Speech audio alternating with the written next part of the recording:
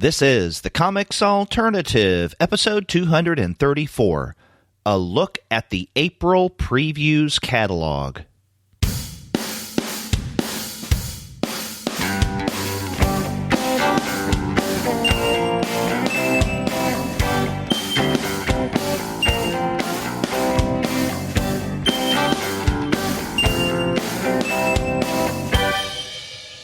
Hello and welcome to another episode of the Comics Alternative. I'm Derek. And I'm Paul, and we're two academics talking about comics. That's right, and it is the beginning of the month, which means it's time for us to look at the latest previews catalog, and Paul and I will have a fun time taking a deep dive into the April previews catalog. But before we get to that conversation, we want to let all of you know that this episode of the Comics Alternative is brought to you by the wonderful folks at Discount Comic Book Service. Go to their website, dcbservice.com, for all of your comics pre-ordering needs. There, you're going to find all DC, Marvel, Image, and Dark Horse titles at 40% off of the cover price if you pre-order. For all of the other publishers, you'll find that those discounts are 20 to 35% off the cover price. And every single month, you're going to find some unbelievable and mind-blowing specials. Sometimes those specials could be as much as 45% off the cover price. Sometimes 50% off of the cover. But you know, many times you can find discounts that are even more impressive than that. Yeah, we definitely recommend you head on over to DCBS. And one of the things that you'll find there are monthly bundles. We're recording today, April 3rd, so we haven't seen the April bundles up yet.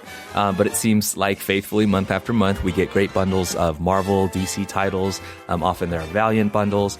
There's been a Young Animal bundle that I've been taking advantage of every month, and Vertigo bundles. So you're going to find great comics bundled at great discounts at DCBS. You can also check out their sister site, In Stock Trades, for all of your comics needs. That's right. You can't beat the prices at Discount Comic Book Service. Definitely check them out at dcbservice.com. Go there for all of your comics pre-ordering needs. And after you do get your comics there, please be sure to send them an email and tell them that Paul and Derek sent you. That's right. So, Paul, it's wonderful to have you back on the weekly regular review show. I know you filled in a few times in the past. You've even done preview shows.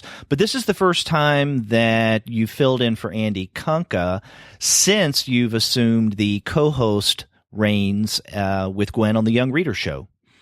Thanks, Derek, for the chance to plug the Young Reader Show. I know that if you're like me and you listen to everything that Comics Alternative puts out, then you've already checked out the episode that Gwen and I got to do reviewing Lorena Alvarez's Nightlights from No Brow and T-Boy's The Best We Could Do from Abrams. But if you haven't listened to that, featured in there is a conversation we got to have with T-Boy, who's a creator of The Best We Could Do, and it was a really good time. So I've been having a ball doing the Young Readers episodes. Gwen is an excellent co-host. We miss Andy Wolverton, of course, and they're big shoes for me to fill, but it's been really, really fun. And yet I'm also glad that I can do previews with you and talk about not just the Young Readers comics that are coming up on the horizon. Yeah, I've been listening to your shows with Gwen. You've done a couple so far. And I mean, yeah, I listen to it as a producer because I pull everything together. But even though I listen to it, I don't really listen to it. So what I'll do is once I get everything done, upload it and publish the episode, I'll go back and listen to it on my iPhone or iPod, depending on where I am. Mm-hmm. And really good stuff. You're right. We miss Andy Wolverton dearly, and we hope that at some point in the not too distant future he'll come back and fill in for someone. But I think that you have hit the ground running with your first two episodes with Gwen. Thanks. It's been a good time, and it's cool to be part of, the Comics Alternative feed, because as I've been listening to the Eurocomics episodes and the webcomics and the manga, and really this week is a super productive week for you, Derek. You got a lot, on the docket. Anybody just got to look back at the feed this week to see all the cool episodes, all the good content they can enjoy. It's going to be this way for the next few months. Things started to pick up the second half of March because we were starting to do more interviews. It's the same thing that's going to be happening this month in April into May. And then when we get to June, we're going to have a good number of episodes as well, because if this year is like the last 2 years were, Andy and I are going to be able to generate quite a number of shows from Heroes Con. Mm-hmm. We're looking forward to that. Yes. So, if you're a dedicated listener to the Comics Alternative and you like to listen to every single thing that we put out, strap on the seatbelt, because it's going to be auditorial speaking a bumpy ride, but in a good way. It's just a lot of listening. Yeah, I'd rather think of it as a wealth. Sometimes I'm searching for more, hey, honey, you want me to run some errands so I can sit in the car and catch up on my Comics Alternative episodes. But there's a lot of great content coming and a ton of stuff there. And it just makes me feel extra proud. I know I'm always super positive and sunshine and flowers about this, but I genuinely feel super proud to be part of what's becoming, I think, an institution of comics discussion and coverage that y'all are up to. So, proud to be a part of the team, proud to be a patron on Patreon, and glad to be here. And on the topic of Patreon, that's a great segue for something else that we wanted to share with our listeners. We have a brand new Patreon supporter of the Comics Alternative. Yay!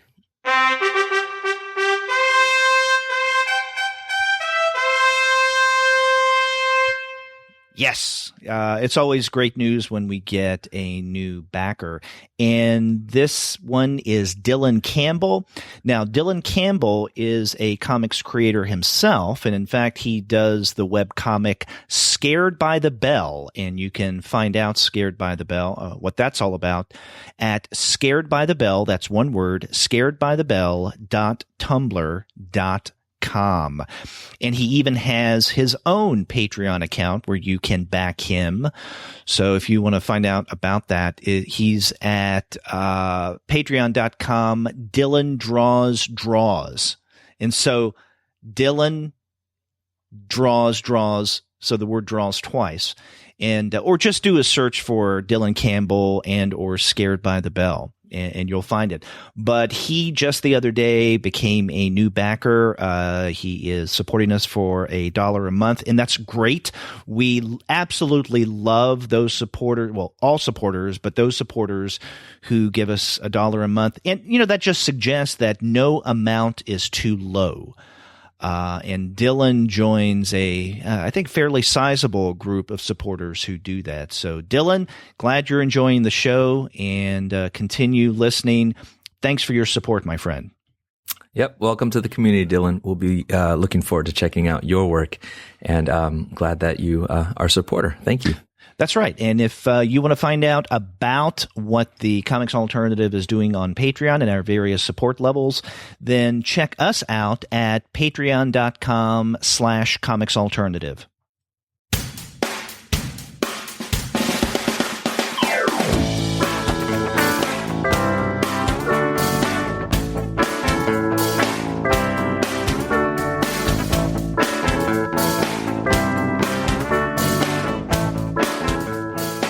So, Paul, let's jump into the April previews catalog. And I know whenever other people fill in for Andy Kunka, and I think especially you, because you've done it a couple of times in the past with these preview shows, he jokes that we tend to take these episodes into the stratosphere when it comes to length. And I have a feeling in going through this month's catalog that this may be a long-ish episode. I did schedule a good amount of time for this. I do like listening to the episodes where you and Andy are discussing previews, and he seems to know what needs to be done to pace things along. He sort of always knows, I'm on the next page. I'm ready to go. And so I'm going to try to follow his example and not go into too much length. But I agree. As I was going through the catalog, I thought there's a lot to talk about. Mm-hmm. It's a wide field that we cover, and so we'll do the best we can to not exhaust our listeners. Okay, or ourselves. ourselves. That's right. Yeah. Well, let's start at the beginning and with the first publisher toward the beginning of the catalog, and that is Dark Horse Comics. And I begin on the very first solicit of Dark Horse. Do you as well? Mm-hmm. I'm there too. I'm looking at the Briggs Land second series cover, and it's gorgeous by Kim Jung-ji, but of course written by Brian Wood and art by Mac Chater and colors by Lee Lowridge. But did you read the first Briggs Land series? I read I think the first 4 issues. I can't remember if I read the 5th or 6th and 7th, but because there were 7 issues in that first run, correct? Yeah, right. I think it's right. Mm-hmm. Yes. This one is the solicit is on page 44, and you can find one-page sample art on 45. And so this is Briggs Land Lone Wolves 1 of 6. Now, I think it's interesting that apparently Brian Wood is subscribing to the mini-series model, something like Hellboy, another Dark Horse title, does, and that is instead of numbering, 1 until, however many issues, each of the narrative arcs, I guess it's going to have its own subtitle within the series itself, and then the next series will begin with a new number 1 issue.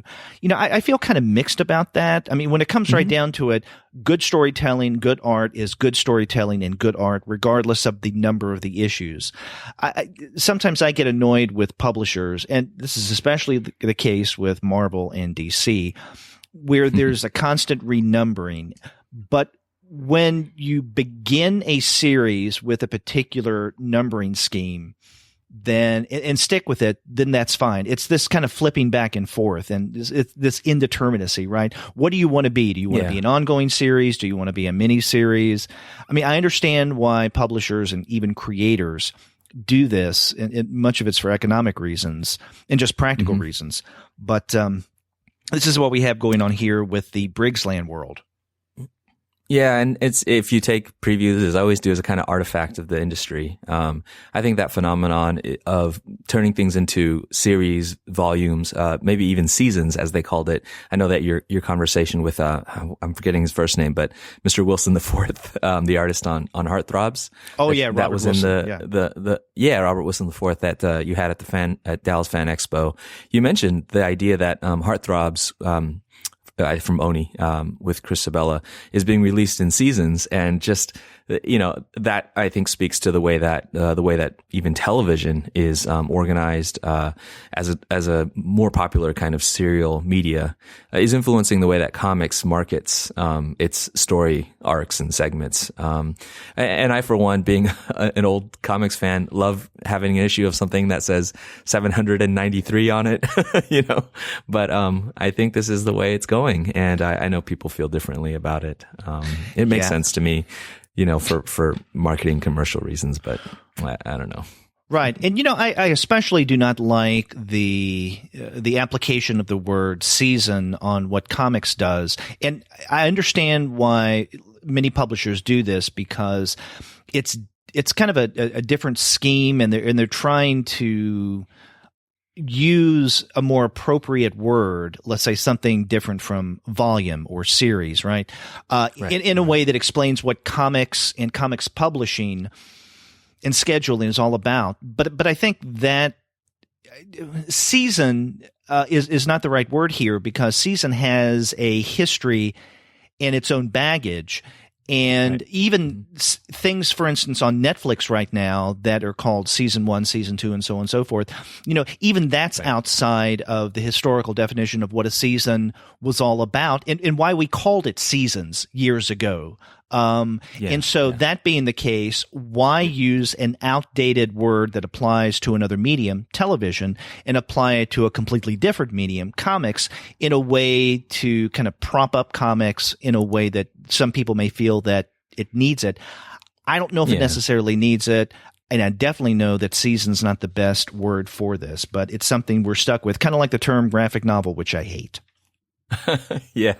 Yeah. And, this, Briggs Land, which, I too read the first few issues of, and, on the next page, Rebels, also written by Brian Wood, in this case, art by Andrea Moody, seems to be following that sort of structure, that pattern of releasing things with their own sort of subtitles and seasons. And I think we're seeing this from Dark Horse. We're seeing this from Image. We're seeing this from a lot of publishers.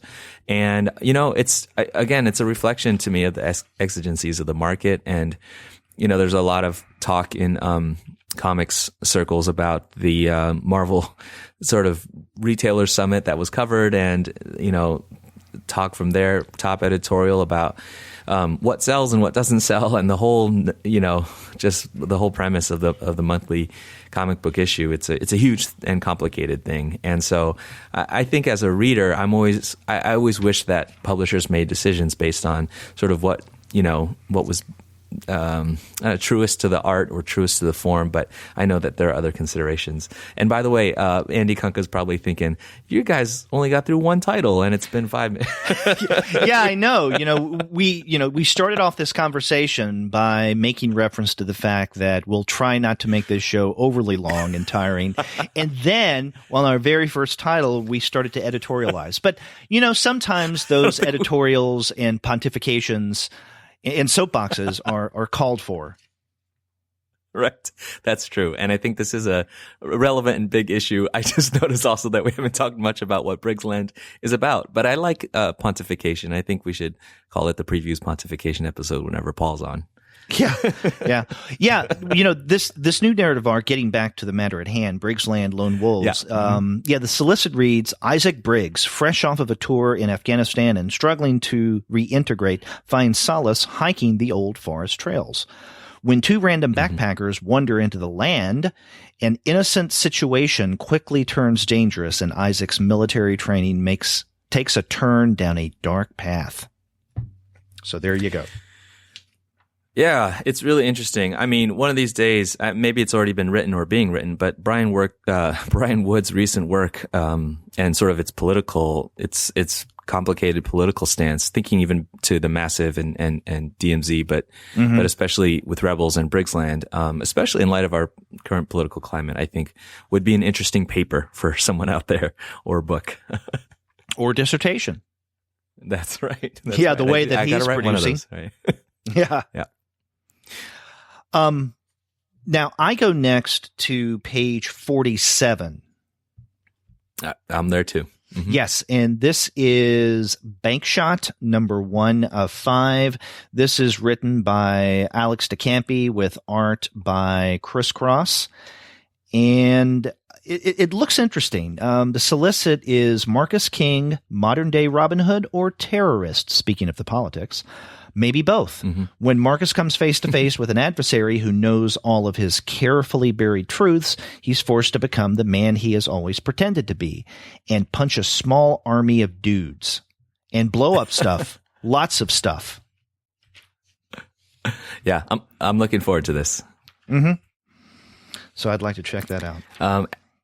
Yeah, I'm definitely checking that out. Alex DeCampi's sort of exploitation stuff is always cool. She wrote Grindhouse, of course.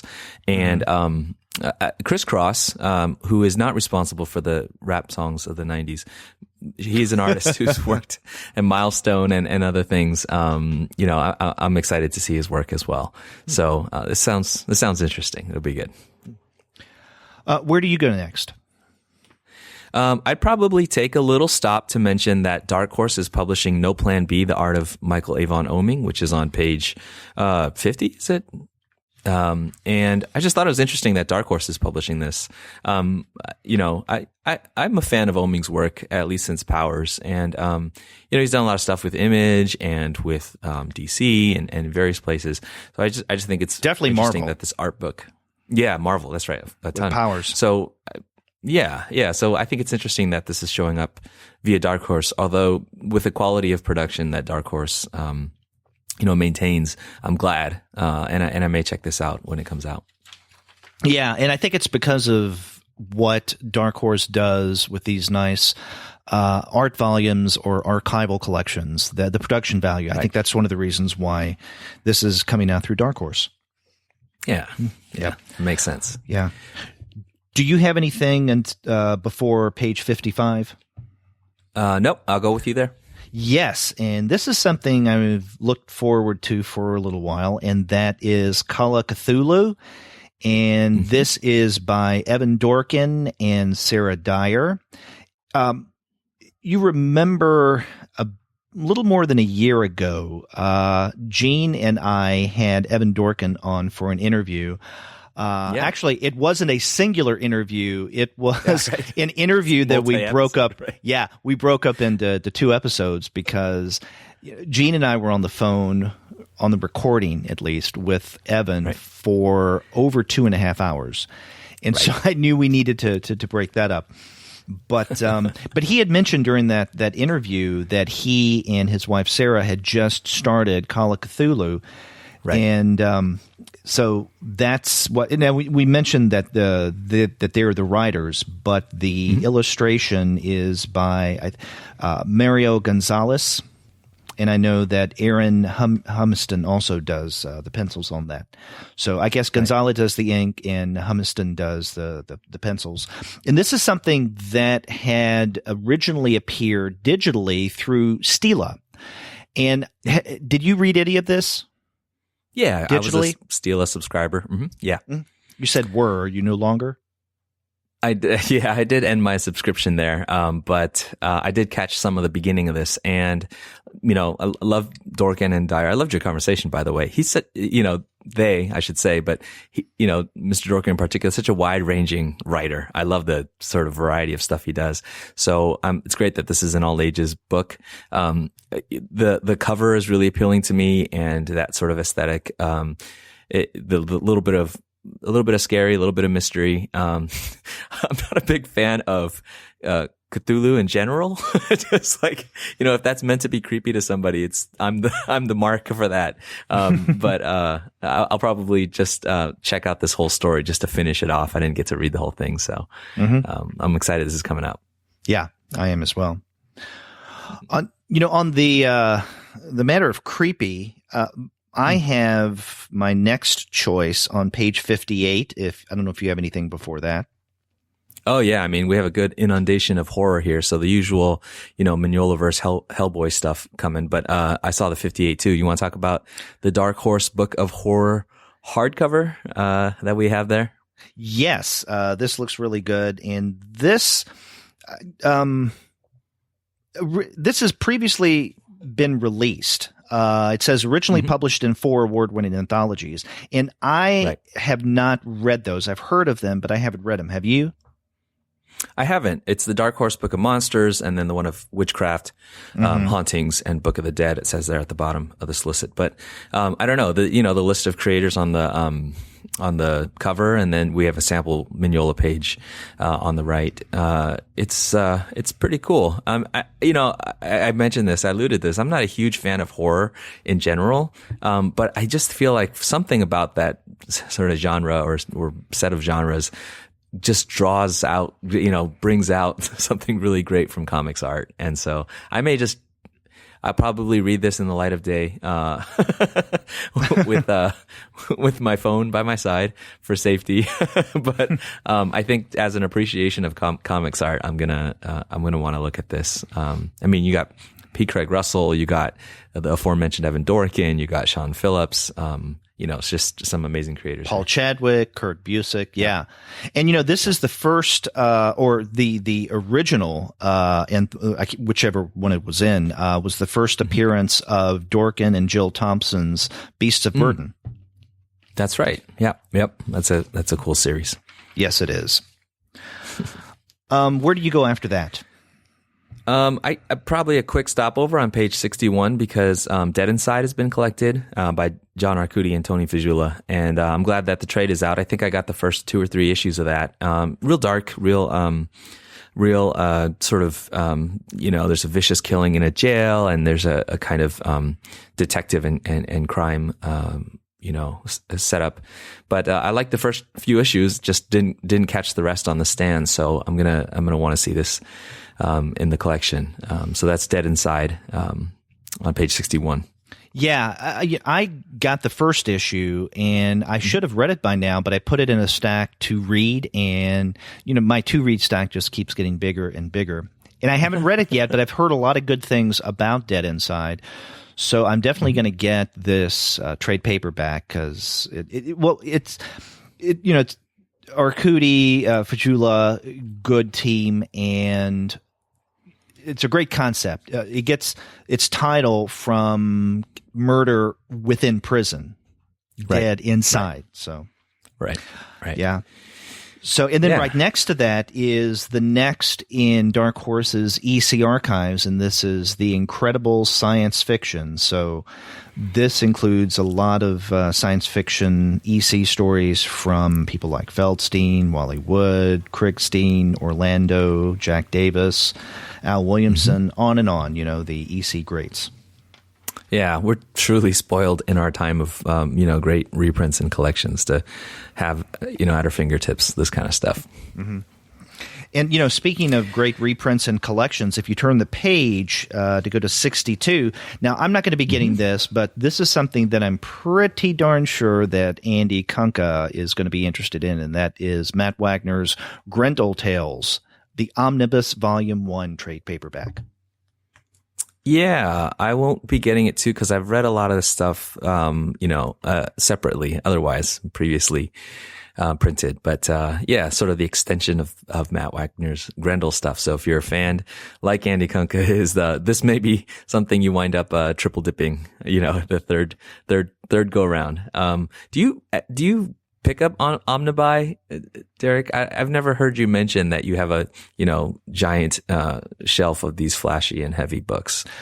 Yeah, some of them I do. Not obviously not all of them because otherwise I'd be homeless because I'd have no money and no space to live. Right. But that's right. But yeah, every now and again I like to get Omnibuy editions, and some things that go by the name Omnibus aren't as big as you would think. Sure. Yeah, especially from Dark Horse often. Yeah. Right.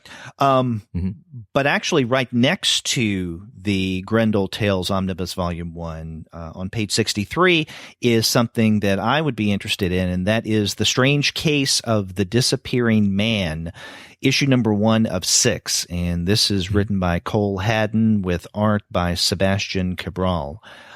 And it sounded like a really interesting premise. It says Inspector Thomas Ade of Scotland Yard is determined to return to normalcy after his run-in with Edward Hyde and Jack the Ripper. And so, yeah, you can see where this is going here, a rich tradition of this kind of storytelling.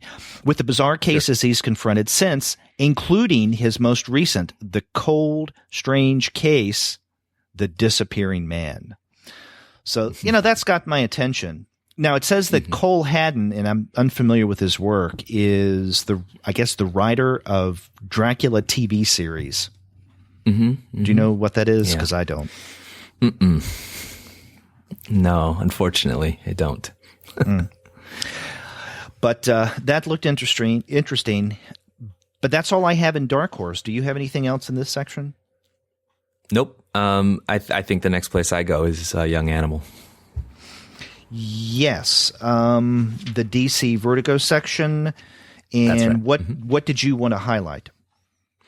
I just wanted to sort of swing by and mention that Shade is being collected, the first volume of Shade, The Changing Girl, as well as Mother Panic, volume 1 now being collected. And then, a few pages before that, I'm trying to flip to the page now, but a few pages before that is the second issue of Bug. And I know you talked about it already, but the All Red family project to have Bug, the Forger, that new series. Also, solicited in here, and we had kind of emailed about this a little in advance, is Doom Patrol number 9, although it has been announced that they're on pause for Doom Patrol. I think after issue 6, Gerard Way and Nick Darrington are putting the brakes on, and so I think they've already taken back these solicits on the future installments of Doom Patrol, which is unfortunate because I've enjoyed the whole Young Animal line, but really it's been Doom Patrol at the top of the list for me. And so I'm cool with the delays, but I guess it's good to calibrate our expectations. But I'm sad that we're not going to get that for a while. But yeah, I just think overall the Doom Patrol work has been just outstanding. So. Oh yeah, and I like the Young Animal stuff as well. And Doom Patrol and Shade the Changing Girl, they're the ones that are at the top of my list of the Young Animal titles. I'm not really thrilled with Mother Panic from what I've read, and listeners of the show will recall if they've heard our Young Animal special, then that's a little too close to the regular DC universe for me. Yeah. But because I expect kind of different, even wacky things from Young Animal, and this is what we have with both Doom Patrol, Shade the Changing Girl, and Cave Carson. Yeah, and it's been the sort of outlandishness visually as well as story-wise that I've really enjoyed about all of these. And I agree, Mother Panic, stays a little bit closer to the street and a little bit, kind of gritty. It seems like an excuse to drop some F-bombs in a DC comic with Batman. I don't hate it. I've actually thought it was pretty cool, but it does seem like an odd fit. I do wonder though, in light of that, how Bug is going to look. In that, there is a great sort of weirdness and that kind of all red style. I think will be a good fit with DC, but just how much main universe it will be, and all that. Right. But actually, speaking of main universe or superhero, I know we don't really talk about the superhero stuff, but actually a few pages back on 123, the last issue of Supergirl Being Super is solicited. And I just think this is kind of worth bringing up to our listeners because it's not, one of the sort of big, DC universe things going on. Have you seen this series? The one written by Mariko Tamaki and drawn by Joelle Jones? I have not. It's fantastic. If you have a chance to check it out, it's a 4-issue mini.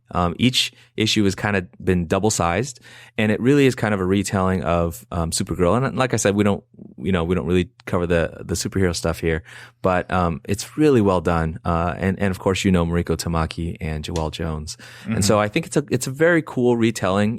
I think it's one of these people who aren't one of these books for folks who may not be as much into the capes and tights, but enjoy a really well done treatment of that kind of material.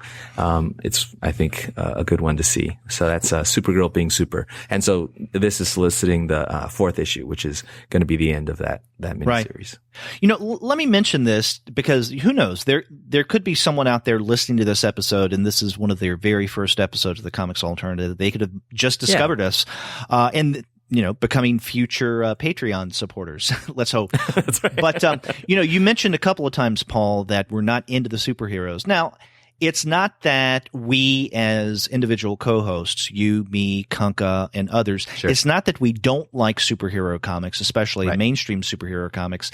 It's just that when we started the Comics Alternative back in the summer of 2012, we decided that we were going to do something very different, at least from the vast majority of other comics-related podcasts, and that is we would not look at mainstream superheroes and look at everything else other than that. So it could even be superhero, but as long as it's not superhero stuff from DC and Marvel, that could possibly be fair game. Now, we like it, but we just wanted to do something different. So if you're a first-time listener, it's not that we hate superheroes, because some have even accused us of that, right? It's like, you're snobs and you don't read the mainstream superhero stuff. It's like, yeah, we don't read the mainstream superhero stuff on this show, but we're not snobs. We like it. We just want to look at comics that, for the most part, don't get near enough attention in podcastdom. That's right. That's true. And I think, I for one, read a ton of superhero comics, including from the big two.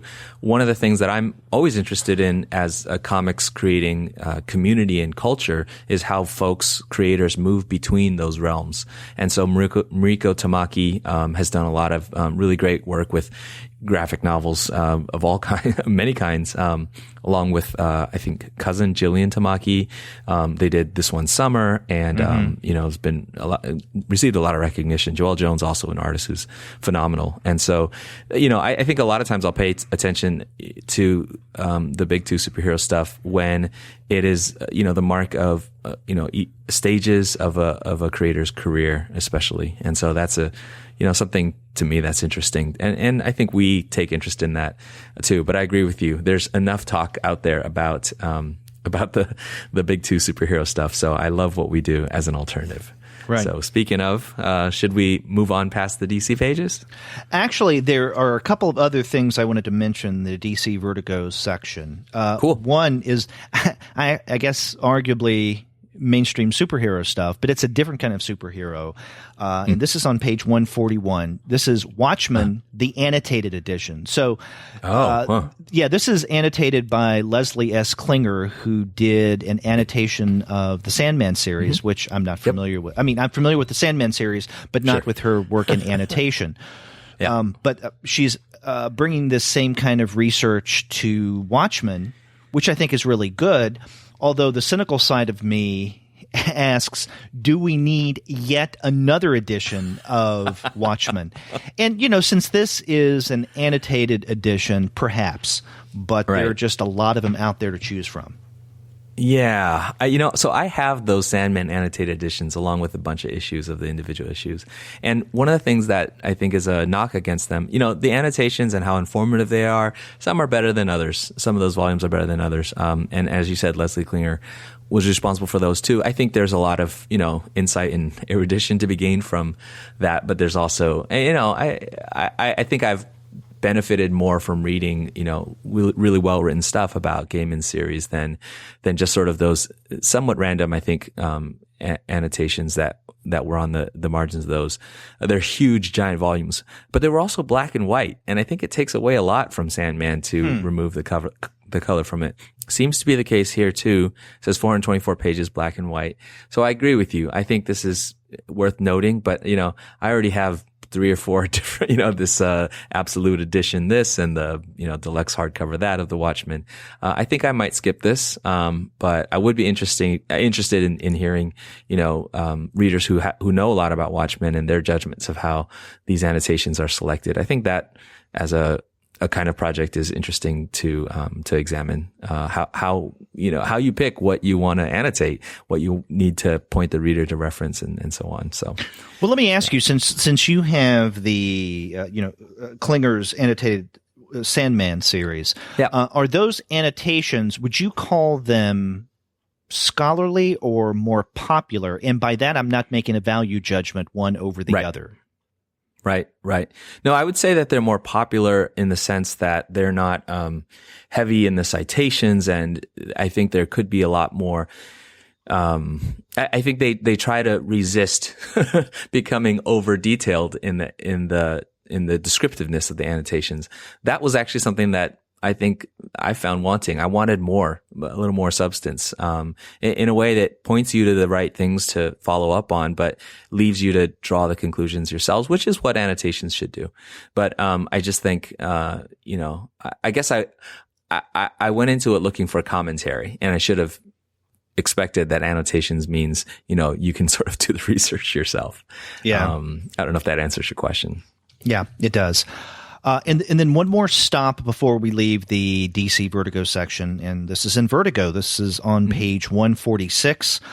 I will say briefly that I'm glad that they're releasing Scalped Deluxe Edition Book 1 in trade paperback, because Scalped is just a phenomenal series. I've been getting the deluxe editions in hardbound, because I just love those hardbound DC Vertigo editions, and I love Scalp, so why wouldn't I? But then the other thing I wanted to mention on here is a new paperback edition of Steven Siegel's It's a Bird. So Siegel does the writing and Teddy Christensen does the art. I've heard about this, but I've not yet read it. Yeah, it's a good one. Are you familiar with it? I have this. I have it in hardcover, and like many series that I'm sort of blanking on, it's sort of like a view of superheroes, but not from the sort of standard perspective of superheroes. Like Kurt Busiek's Marvel stuff, or like Astro City does this kind of thing. Although, for Siegel, some of it, as it says, it's sort of semi-autobiographical, right? So I think it's interesting. So is it like Dini's The Dark Knight from last year? A little bit. I think from what I recall, there's a little. It's less infused with Steven Siegel's own story than Dini's, and I think that was very tied to Dini's own history and experiences. But somewhat. I think that's actually a good comparison. Okay. It's been a while since I read it. I think it came out a while ago. So yeah.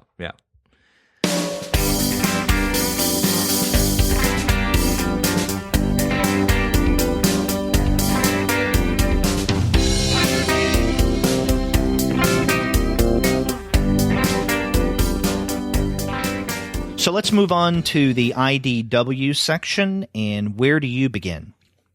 I start in the much advertised Clue on 168. Do you have something before that? No. Okay. I don't know if you caught this. This is one of those preview Gem of the Month books, so they're definitely pushing it. Yeah, it's Clue. It's written by Paul Allor and art by Nelson Daniel, and it's sort of a comics take on the old board game / became a cult favorite film. But I don't know. This brought me back, and I know comics publishers are using all kinds of licenses to recall for us every dimension of our popular culture consumption from earlier generations, and this is no exception. So how good it will be as comics, I like Paul Allor's stuff, and so I'm going to check it out. But I don't know. Well, it has a high burden of proof for me to prove that it's really worth sticking with. Yeah. Are you interested in Clue? Probably not. I won't read it. I mean, it's interesting. And, IDW does a really good job with licensed properties. Yeah. So I know that they'll handle it well. It's just, okay, in a world where I didn't have much to read, yeah, I would take the time to pick up this first issue. But sure. I'm having a hard time right now finding time to read the stuff that I need to. And that's just for the podcast. That's not counting everything else that I need to read. Right. So I got to cut somewhere, and it may sound interesting, but it's not tantalizing enough for me to make an effort to read that first issue. Yeah. I actually, let me say a little bit more. I think what I want to see, if they do, is I'm interested in how the comics medium engages readers in different ways, right? And what was interesting about Clue as a board game was this idea that you could be, enrolled as a detective in some way, that you could put together the kind of hints and clues. And I've always been kind of a fan of mysteries, not just for the sort of suspense or the genre or the milieu, but really the kind of possibility that if I paid enough attention as I read, I mean, this appeals to the kid in me, right? That I could actually maybe guess, what happens at the end. And so I'm curious how much they have that sort of like solvable mystery dimension in this book. Because I always thought that comics would be a great, a medium for that kind of fun, like, okay, read, but if you read too fast, you miss the details that might help you to unlock it, and sort of turn the reading experience into a different kind of experience, one that engages you as a detective yourself and your attentiveness to details and things like that. So, I don't know if it's that, I might be in for it just for fun, but, if it's just another licensed work, I don't know, I'll probably be out quick too. Well, I go next to the top shelf section, which is on page 183. Is that where you go next as well? Yeah, me too. Yes, and there are a couple of things here on this page worth noting. Something old and something new. The new is the book Surfside Girls, Book 1, The Secret of Danger Point, and this is written and drawn by Kim Dwinell. And the solicit is interesting. Things are getting weird in Surfside. Lately, Samantha's best friend Jade explodes into fits of giggles whenever she sees a boy, and it's throwing a wrench into the kickback summer of surfing and hanging out that Sam had planned. But after swimming through a secret underwater cave, Sam starts to see things like ghosts and pirates, and maybe something even scarier. Can she and Jade get to the bottom of this mystery in time to save their town? And I read that solicit and I thought, well, first and foremost, this sounds interesting. It's something that I would read. But my second thought was, this is something, and I'll mention this a few times on this episode, this is something that you and Gwen could easily review on your Young Reader series. Yeah, well, I think that it's an intriguing sort of premise that's set up. The art on that cover on page 183 really sort of advertises as an all ages kind of read. So I'm gonna pick this up too. I wonder though, sometimes you get the branding that says, appeals to readers of all ages. I don't see anything explicitly in this besides, like I said, the aesthetic of the cover and maybe just how fun it sounds as a story that, screams all ages. I wish that sometimes that was a little bit clearer, but I wonder if publishers fear that, saying too loudly that this is all ages or maybe even for young readers causes others to decide that it's not for them. Do you have any thought about that? Yeah, well, you mentioned the art, and I'm assuming this will be the cover of Surfside Girls, and you're right. That does suggest to me something for younger readers or for all-age readers. But the content of the solicit, to me, said relatively clearly, I guess, that this is probably something that teens, young adults would definitely appreciate, because there's nothing in this solicit that suggests anything too mature or even potentially racy. Right. Because when I read that part about swimming through a secret underwater cave and seeing things, I couldn't help but think of the Goonies, right? Having an adventure. And by the way, I'm one of those few people in life who absolutely hates the movie The Goonies. So anything that smacks of Goonies, I try to steer clear of. Nonetheless, I would like to read Surfside Girls Book 1 because this does have that kind of young adventure, discovering yourself one summer, having some kind of experience, possibly seeing things that are supernatural. I like that. Yeah, I do too. And plus, it's certified cool, and usually the certified cool solicits in previews are all age appropriate.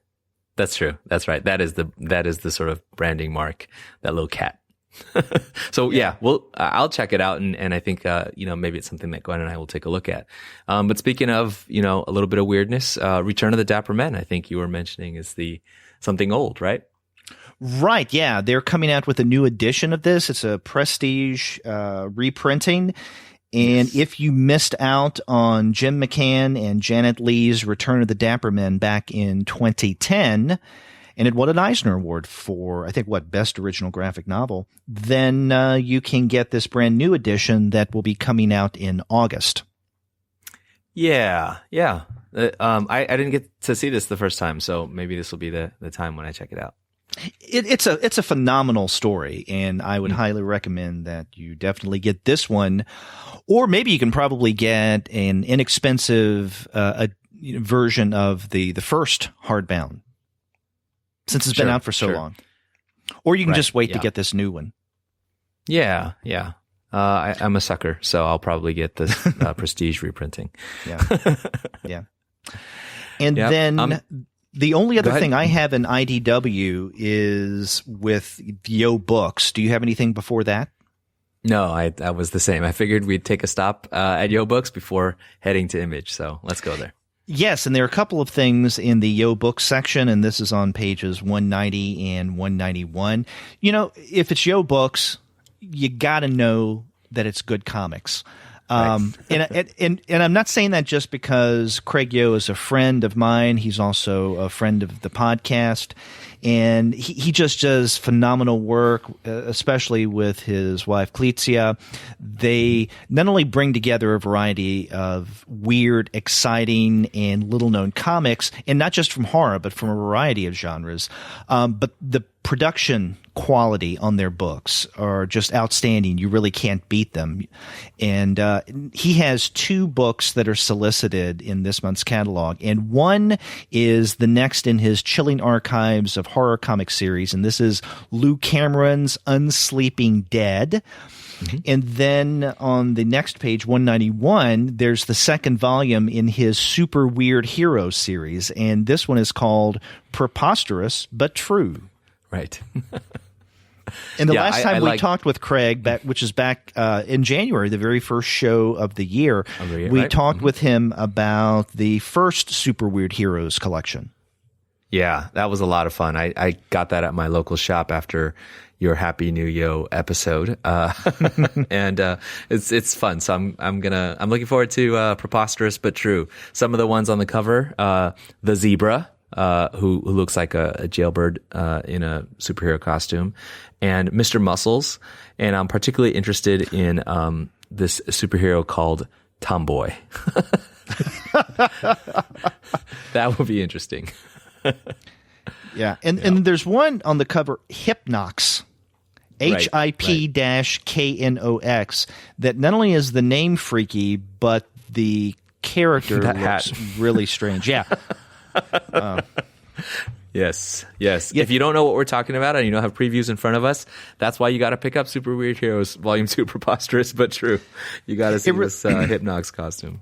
Yep. It really is good. And one of the things I like about the Super Weird Hero series is, Craig is taking superhero comics that have, for all practical purposes, been forgotten, right? So the vast majority of the heroes covered in, this upcoming edition, but also the first one, are pre-code comics, things that people probably wouldn't recognize and would even scratch their head as to, even existing in the past. And in that way, it reminds me of what John Morris did about 2 years ago with his League of Regrettable Heroes, Superheroes book.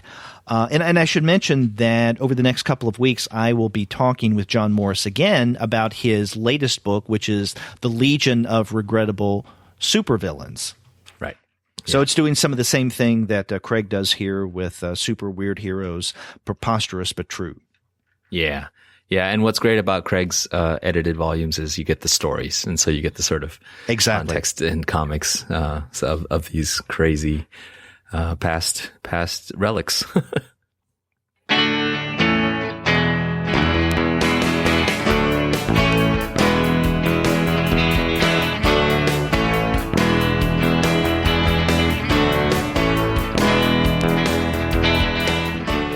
So, Paul, do you want to move on to the image section? That's great. Let's go to image. And as we normally have an image, there are a lot of number ones, and so it's a matter of sifting through it all, because there's no way that we can discuss all of these number ones. But yes. Which ones really appeal to you? So Crosswind number 1, which is on page 194, caught my eye. This is from written by Gail Simone and with art by Kat Staggs. And the premise is that, as it says, a slick and ruthless Chicago hitman, a smart but downtrodden Seattle housewife, and it's basically a body swapping story between these two people in very different walks of life.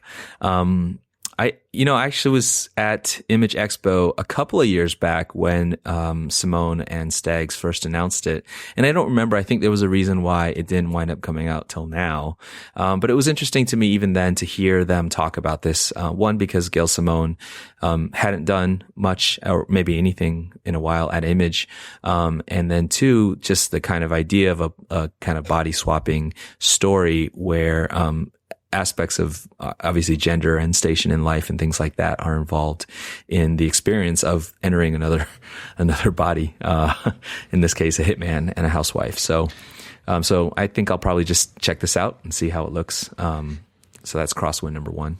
Yeah, and in the solicit they say it's Freaky Friday meets Goodfellas.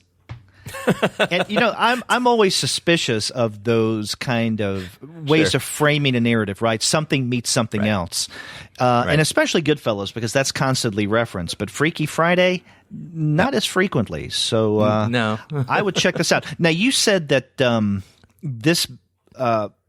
that Gail Simone hadn't done anything with Image in a while. Has she done anything with Image? Maybe not. Yeah, maybe this is the first. I wasn't, leaving off the possibility that a long time ago she did, but maybe I can't remember anything. Because in the solicit it says, fan favorite creators Gail Simone and Kat Staggs make their stunning Image debut. Sure. So is it their stunning Image debut as a team, or is it the first time for each of them? I thought it was the latter, that it was the first time that either Gail Simone or Kat Staggs. Yeah, definitely. I stand corrected. Once again, I could have just read the first sentence of the solicit and figured that out. But no, I think this is the first Gail Simone work. Yeah. And, I saw her from a distance at this past weekend's Fan Expo Dallas that I attended. And she's someone that I wanted to talk with, but the the issue with her, and then for other creators that I saw there, like Tom King and Scott Snyder, is that either there were a lot of people having their comics signed, and I just couldn't go up and say, "Can you take a few minutes from your crowd and talk with me and only me for the podcast?" I didn't want to do that, so they were really busy. Also, at least in the case with King and Snyder, they're managed by a company, so you have to go through them, and it's a whole rigmarole. And as much as we would like to get those kind of big name popular creators on those on location shows at cons, many times it's near impossible to do. Actually, I spoke briefly with Tom King, and he said that he would have gladly done an interview with me. He said, I'll be available at 6 in the evening, and I was needing to be home before then. So I said, maybe we can have you on the show on a regular, like, one-on-one interview at some other point. Sure. Yeah. I mean, a name like Tom King or Gail Simone would be a big get. I think Simone in particular is just a really important voice on a lot of issues in comics, and even the fact of being a voice and being outspoken in the industry. So I think she'd be somebody really interesting to hear from and to talk to. I have met her in person. She was at a signing at a shop in Berkeley, and she was super personable, really kind. So so I'll be checking out Crosswind. By the way, the preview pages that they have also look really good. Kat Staggs, whose work I don't know well, but I know has done a lot of work. This looks good. This looks like good image. Yeah, and with the image page samples, you get, for the most part, 4 pages on one. But I guess if you get the Image Plus supplement each month, then you'll see much larger sized images. Yeah. I haven't been doing that Plus. though. Yeah. I'm like, I think I'll just get the comic books. Yeah. But something else from a big time creator that seems maybe even more intriguing just because of who it is, at least for me, is on pages 196 and 197, and that is Howard Chaykin's The Divided States of Hysteria, issue number 1. Yeah. Not to put you on the spot, I've read I haven't read American Flag. I own American Flag, and I've read a couple of issues. I think I tried a little bit of that. Is it Midnight of the Soul by Chaykin? The last image he did series he did at Image. And I don't, out of my ignorance, I don't know much about his appeal or, to put a finer point on it, maybe his politics. And so the Divided States of Hysteria has, I guess I assume is a woman in a hijab that is an American flag. And I don't know what to make of this. I wonder if you have some insight from your familiarity with Chaykin, or I don't know, any hint to what we can expect from this. I'm not looking for any political litmus test or anything like that. I'm just more curious what kind of what it should mean for Howard Chaykin to be working on a book like this. Paul, I don't know, outside of the fact that this title, The Divided States of Hysteria, probably has a left-leaning tone to it. Also, with Howard Chaykin, that it's going to be off-kilter in some way. Okay. I really don't get much of a sense of what this series is going to be about from the sample pages that we have on 197. Right. There's some great visuals, right? So you have wonderful examples of his illustration style. Yeah. But there's really not much in terms of content to tell us what the Divided States of Hysteria is going to be about. And there's not much in the solicit as well. It's rather bare. The solicit reads, "An America sundered, an America enraged, an America terrified, an America shattered by greed and racism, violence and fear, nihilism and tragedy. And that's when everything really goes to hell." Right. So, yeah, we'll see. We'll see what's going on with that. Look, I think that something comics are always doing is taking things that are out there on the horizon, sort of in the social and cultural horizon and the chatter that's out there, and then grabbing some of the mood and turning up the volume on it in comic stories, but in a time when the volume is already so high, I just always wonder how these things will come off, and so I'll be interested. And I know Chaykin is important, and I just underexposed in my case. So I really want to give this a shot and see. I mean, that's a very provocative cover image. And so, it is. Yeah. Yeah. And, if there's any comics creator who could take the zeitgeist and really shake it up, it's Howard Chaykin. Yeah. All right. So we'll see. Yeah. Now, of the other number ones, I may be interested here or there, at least in the image section. I don't really have much to say about the new Skybound title, Kill the Minotaur, or the Top Cow, September Morning. Right. Are you interested in those? The only comment I wanted to make on them is I'm not generally a huge Skybound or Top Cow person, but that in terms of in Kill the Minotaur, something led me to suspect that there was some Europeanness about it. But then the format actually of September Morning coming out as a volume, as a premiere, it's not a collection of individual issues. And then the fact of it being 48 pages speaks a little bit to me of more of the European album format. So those were my only thoughts about that. I could be totally wrong I don't know anything about the creators of Kill the Minotaur, writers Chris Pacetto and Christian Cantamessa, art Lucas Kettner and Jean-Francois Bulot, and maybe it's my own stereotyping here that assumes there's some European association there. But just as far as, to what degree an American publisher like Image veers Asian or veers European or whatever in terms of their production, I'm always, interested in that. But the stories themselves, nothing grabs me in particular about them. Yeah. If we turn the page, the solicit on page 203, Winnebago Graveyard #1. This one, and this is one of 4. It has potential. I do like some of Steve Niles's work. I mean, this is, he's an aficionado when it comes to horror. Right. Although the solicit, as I think most of them in this month's previews with Image, is relatively bare. It's just one sentence. An American family traveling on vacation finds themselves stranded in a small town with a sinister secret. And that's it. That's it. Now, I'm assuming that either they're in a Winnebago on vacation or part of their vacation includes going to some kind of park where people have Winnebagos. I don't know. Yeah. But the title of it is Winnebago Graveyard. Yeah. Well, Niles does the writing, and the art is by Allison Sampson, Stephanie Petro, Jordi Belair, and Etyada Bidikar. Yeah. Mm-hmm. Yeah, that'll be interesting to see. On the facing page, actually, is Shirtless Bear-Fighter #1. I just wanted to say that title. Shirtless Bear-Fighter #1. Jody LeHoop, I think I'm probably saying that wrong. Sebastian Gurner on story, and art by Neil Vendrell and Mike Spicer. And it is sort of an all ages tall tale. You get this sort of Paul Bunyan sense from it. But also it's entitled Shirtless Bear-Fighter. So I'll probably take a peek at that too. Yep. I am not familiar with this. Is this something that has come out in stories previously, or is this the first time for Shirtless Bear-Fighter? For some reason, it just strikes me as something that it's a property that they're returning to, but probably not.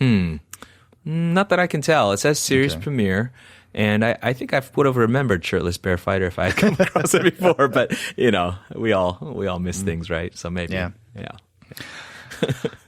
On page 204 is something. If you're a Bitch Planet fan, then you may want to check this out. Bitch Planet Triple Feature #1. Yeah. And my guess is this is a one-shot, is it? I think so. Yeah, but they call it #1 nonetheless. Mm-hmm. And who knows, they may be having future ones. I know that DeConnick and DeLandro have, Bitch Planet has been released at a glacial speed. And I think there are people who are hungry for stories from that world. And so if, part of their filler work is to bring in other creators to write in the world, and this is the first, effort at that, then it would be cool to see more of it coming out. But it would just be cool to see more of the series coming out as well. Yeah. I have to say, the first couple of issues of Bitch Planet I liked well enough. I didn't like it as much as a lot of people do. And you mentioned that the glacial pace of the release schedule may have people wanting more and eagerly awaiting anything Bitch Planet. To me, it's had the opposite effect in that, I liked it well enough, but it wasn't anything that really bowled me over. And because it was so slow in coming out with subsequent issues, I just said, I'll read something else. And again, it gets back to what I had mentioned earlier. There's so much out there that I need to read and I really want to read, that if something doesn't come out and keep my attention, then it's much more apt to fall by the wayside as Bitch Planet has. And so I may get this, I may not. I'm much more interested in the facing page 205, Bulletproof Coffin, The 1,000-Yard Stare, by David Hine with art by Shaky Kane. Yeah, that looks really good too.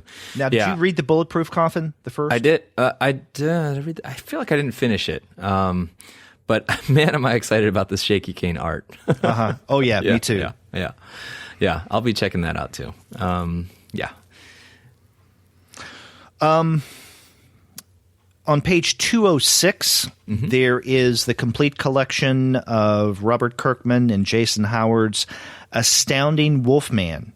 It's a hardcover, and I'm not familiar with Kirkman's Astounding Wolfman. Were you? I think I saw it. I feel like it's spun out of or tied into Invincible. In fact, it mentions that it's collects the 25 issues of that and Invincible 57. And so I don't remember. I think it was roughly in the early days of Invincible. So we're talking about 10, 15 years ago, right? And I'd seen it, but I don't think I read it. I've never been a giant Kirkman follower. I've read, all of Invincible and most of Walking Dead, but mostly out of duty and obligation to the page turn and to the cliffhanger. Not necessarily a huge follower. So I don't know, but this is 656 pages of Wolfman. So if this is your bag, here you go. And then on the facing page is the trade collection of Jason Latour and Chris Brunner's Loose Ends. Yes. So that has finally been completed. Yes. And then for the rest of this image section, we have, let's say, single issues of currently ongoing series, as well as trades and even hardbound collections. So I don't know how much I want to say about anything else in image other than the solicit on page 208, which is Tokyo Ghost Deluxe Edition hardcover. Yeah, I don't remember. Did you and I talk about Tokyo Ghost before? I don't know if we reviewed it on the show, but That's I can't remember who my co-host was for that episode. Was you? I don't think so, but you guys talked about the first volume, I thought, or maybe the first issue. First issue, right. And I think it may have been with Gene, now that I think about it. Yeah, I think that sounds right to me. But it wound up being 10 issues, 2 arcs, and they sort of put a neat cap on it at the end. And so it's the 10 issues complete edition in one book. Yeah. So do you have anything else in image? No. I think those were the ones I mentioned. As you said, these series are continuing. I don't know. I used to be able to say I'm probably keeping up with about 75% of image series, but these days that number's probably dropped down to about maybe 30, 40%, if that. I'm just reading less of this. I say as I flip through these pages, which kind of a little sad about. There's still some that I'm maintaining my attention on, but that's kind of where I'm at with that. Well, they put out a lot of stuff. It's just difficult to keep up with it. Yeah, sometimes I think lost in all the new stuff is how good some of the continuing stuff is. Like we don't hear talk much about how good Paper Girls continues to be, or Descender I'm really enjoying, and so Monstrous is fantastic. Yeah. Shudder is winding toward its climax, and that's That's an awesome series that I've enjoyed. Low, Manifest Destiny, yeah. Right. There's a lot of current ongoing stuff that's really good. Yeah.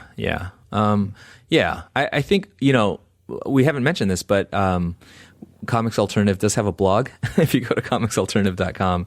And one of the things I would love to do on the blog is to write a little bit more about some of the, third, fourth, fifth volumes of a lot of these image series where I think there's a lot of interesting storytelling things happening.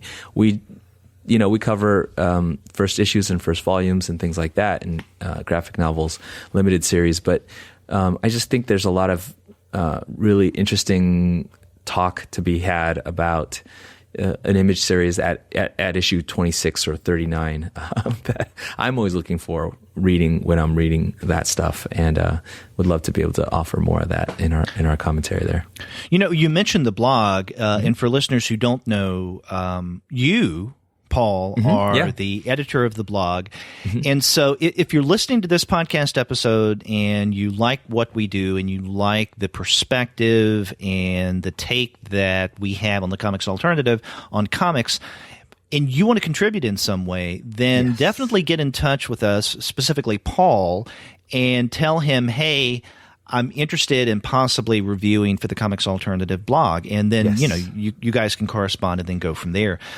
So to get in touch with Paul, we'll remind you about this at the end of the episode. But if you go to comicsalternative.com and click on the Contact Us link, then you'll see Paul's email address. That's right. Thank you. I was sneaky hoping that you would put in a plug for that. But if you're a devoted listener and if you're an hour into a previews episode, so you must be, and you are interested in writing for the blog, you can reach out to me.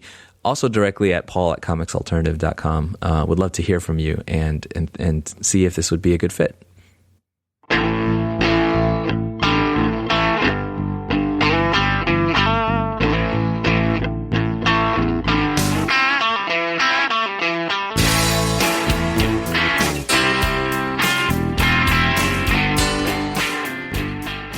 Well, Paul, we have gone through the premier publishers, and now we're in the back half of the catalog with smaller presses.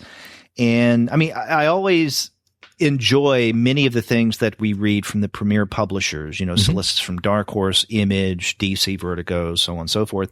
But things get really fun when you get to the back half and these really small presses. And this is a lot of the stuff that we were referencing earlier that seems to fall through the cracks with most comics readers, right? Because these are some of the titles that maybe at most comic book shops you would be less apt to see unless you specifically asked for it and you ask your shop owner to pre-order it for you. And the first thing that I wanted to highlight in the back half of the catalog is on page 254. And this is a new book from AdHouse. And I really do love AdHouse as a publisher. We've done a publisher spotlight on AdHouse in the past, but they don't come out with things that frequently. This one is a new book. It's called Tarantula, and it's written by Fabian Rangel Jr. with art by Alexa Zirit. And, I got an email about this just last week, and it seems really intriguing. I told I told someone that I was interested in just possibly discussing this on the show. The solicit reads, psychedelic pulp, satanic noir, the story of three unusual agents of order trying to bring justice to a world on the brink of chaos.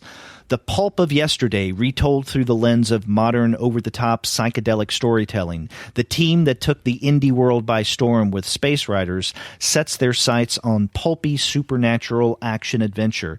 Now, I'm not familiar with Space Riders. Are you? I'd heard of it, but I haven't read it. Okay.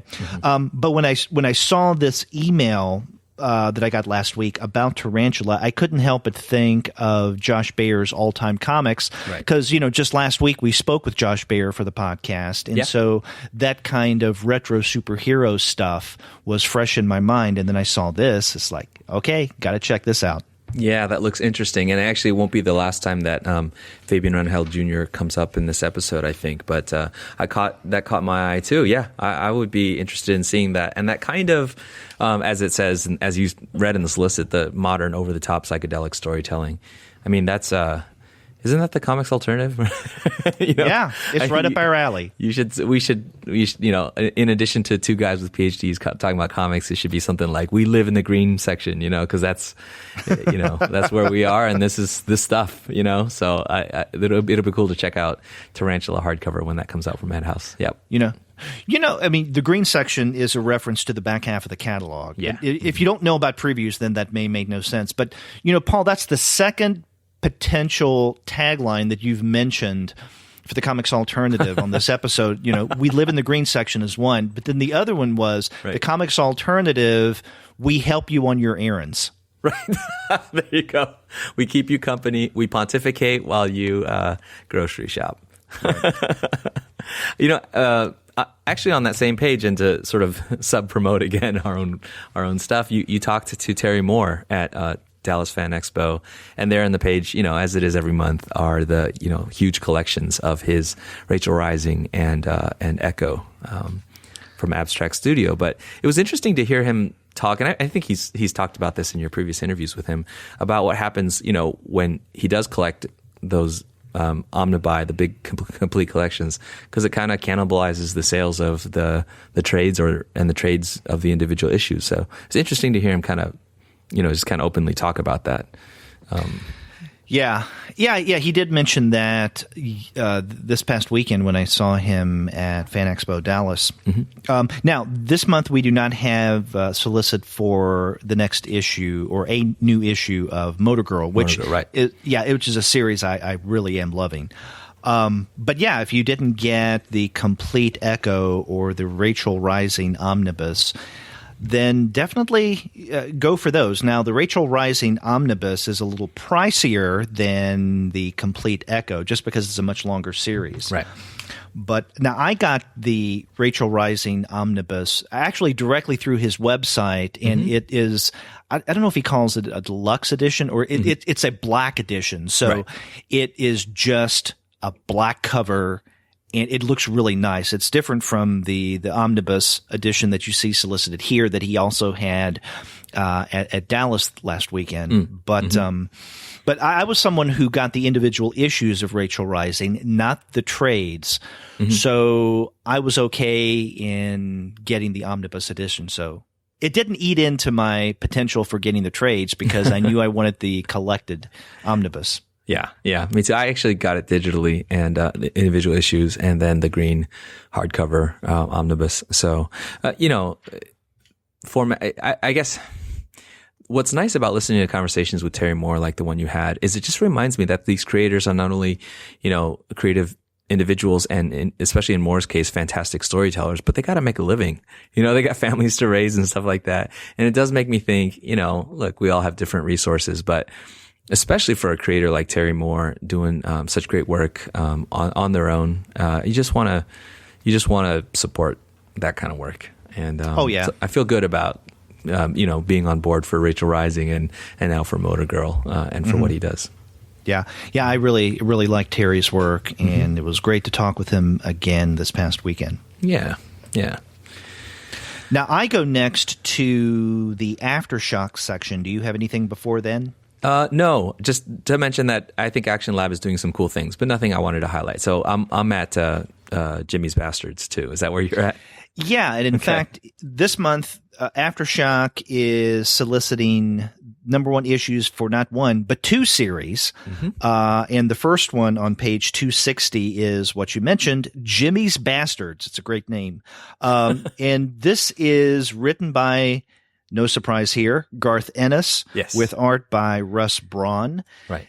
And I like this. This seems like an interesting take on the James Bond spy genre. Yeah. Espionage, Yeah, and for people like me for whom James Bond has been appealing at times, but also massively problematic, and is fully aware, and he's going to bring his Garth Ennis take on that. As it says in the solicit, now there's a price to pay for Jimmy's multiple romantic conquests, the results of which are about to come calling in the worst possible way. So that intrigues me enough to want to see it. Yeah, that one looks really good. But also the one right next to it on page 261, Baby Teeth #1. This is written by Donnie Cates with art by Gary Brown. And, I've been liking what I've read of Danny Cates in terms of Paybacks and Redneck. I have not yet read the first issue or first few issues, I guess, now of God Country. Have you? I haven't, no, but have those stored up too from Image. Yeah, and Buzzkill. I like Buzzkill. So I'm Donnie Cates seems to be taking off now, and it's good because I'm glad he's getting the attention he has been deserving. And now he's got something through Aftershock. Yeah. Story about somebody about to give birth to the Antichrist. Mm-hmm. So, yeah. Mm-hmm. The Aftershock. Omen anyone? That's right. That's where I've heard that before. Mm-hmm. But yeah, Aftershock is doing really, really good stuff. Just briefly to mention, Eleanor and the Egret #3 is also solicited. Did you see the first? I think is it the 2 issues of that's out, or just one? I think just one is out. Two is been solicited, and I'm intrigued by it, but I haven't read it yet. Yeah. I mean, to see Sam Keith back in Sam Keith form, right, is cool stuff. I have something on page 266. Okay, I'm not till Big Planet, so. Okay. Yeah. And this is in the alternative comics section. Mm-hmm. John Porcelino's King Cat #77. And anytime there's a new King Cat comic, it's cause to celebrate. Yeah. I made a note of that too. That'll be good. Always. To me, John Porcelino epitomizes independent publishing, especially self-publishing. Yep. And we were lucky enough to have him on the podcast last year around the time that King Cat 76 came out. Mm-hmm. So I'm glad to see that the next one is right around the corner. Yeah. Let me see. You say you have something with Big Planet. What do I have next? Yeah, it's Big Planet on page 288. Cool. That's where I am too. Flipping there. So I don't know if you have it bookmarked faster, but Canopy, is that what we're looking at? Yes, Canopy by Corinne Benedou. This is interesting. This is something that Kanka and I discussed on a previous episode of the podcast back in January. Now, both of us get copies of about everything that Big Planet Retrofit Comics puts out because, we're on their mailing list, and Jared and Box are really kind enough to send us review copies all the time. Right. So we get them a little early, but I was talking with Jared last year at SPX, and he was saying that there's something about previews where the solicit for their books with Big Planet Retrofit comes out after the book's already been released. So it's not as if Canopy will soon be published. It already is published. Yeah. But it is good. I can attest to that. Okay. You've read it. Yeah. Yeah. I was a Kickstarter supporter for them last year. And so it was really cool to get the PDFs of the books way before they came out, and obviously, as you said, before previews featured them. So it was nice to get this little reminder, when I'd first get the PDF, and then I would go to the store and see it, and then I'd see it in previews. Just multiple reminders of the Marinomi book is out or whatever. So yeah. One of those publishers, I'm sure you'd agree that you're just kind of interested in anything that they would do. So I don't know anything about Green Bernadou or Canopy, but I'll take your word for it and check it out that it's good. Yeah, go back and listen to that episode where Andy and I reviewed Canopy. It's really good. Although I'm just noticing now that on the cover, they have put a black band over her left nipple. Which you can see in the finished copy. So there's the puritanical influence of Diamond. Which is so funny considering all of the stuff that preceded these pages. Okay, come on. Okay, they have these full-page solicits for, let's say, Cave Girl, right? Right.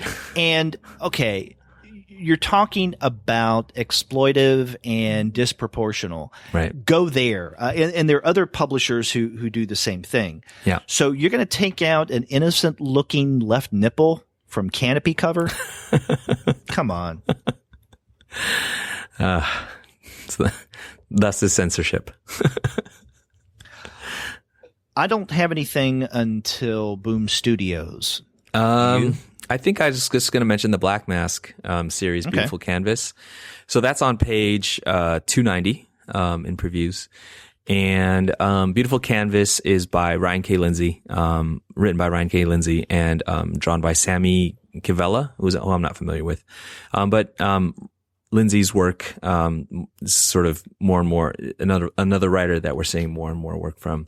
And there's some preview pages from Beautiful Canvas #1. And yeah, it looks interesting. It's another sort of hit woman story and a baby destined for something. And the hit woman is tasked to kill this baby by a mobster or something like that. So I don't know. I think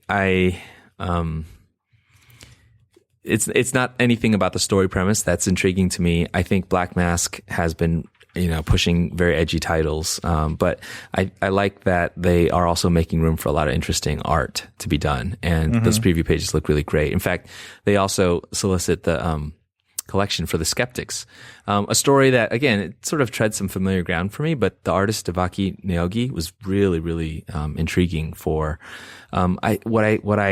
what reads to my eyes like a kind of combination of styles, a mixture of influences from various, I'd say, parts of the world, it seems. And so I liked The Skeptics, and I'll be checking out the Beautiful Canvas. Yeah, I feel like I should read more or just any Black Mask stuff. I may have given them a try 1 or 2 times, but it didn't stick, and I don't know why. Maybe I ought to turn to them again. Yeah, I guess I would recommend The Skeptics. And now that'll be in a trade as it's shown on 290. That might be one worth picking up. Okay, so if we go to Boom Studios, there's one thing that they have this month that I wanted to mention, and this is on page 296. This is Cullen Bunn and Jack T. Cole's The Unsound #1. Sheely's first day as a nurse at Wearmont Psychiatric Hospital turns into a nightmare as a bloody riot sends her fleeing into the bowels of the hospital. Her descent takes her to the hellish world populated by lunatics and monsters cloaked in a secret history of black magic and heinous scientific experiments. So that's intriguing, but what really caught my eye, well, I guess initially was Cole's art. Yeah. But also the fact that this is written by Cullen Bunn. And in my book, you really can't go wrong with Bunn. Yeah. I like Bunn too.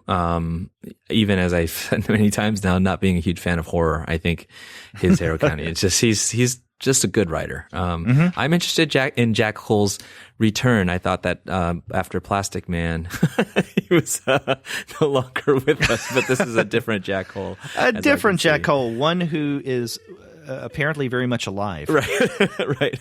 But yeah, it does look really good. This cover art reminds me a little bit of Simon Gain, who is the artist on They're Not Like Us. And also Paris from even before that. And I like Gain's work. Yeah. And when I first saw this art, I thought, oh, he has a new title. Right. I thought the same. But but this is Jack T. Cole. Yes. Not Plastic Man. No. Yeah, I'm interested in that too. And also from Boom, though, I just wanted to quickly mention the next page, 298 and 299. First, there's a Clueless softcover from the film from is it the 90s? That if that was a thing for you, as it was for me, you may be interested in seeing it adapted to comics. It wasn't. It wasn't a thing for you, huh? You're not a big Clueless guy. No, I have nothing against it. It's just I never watched the film. Oh, sure. I don't know if you were the target audience. But Amber Benson, who is the one of the writers on it, it was actually an actress who played a character in Buffy the Vampire Slayer. And so that she is writing comics is to me another one of these sort of entering from another place into comics creatordom paths that I find interesting.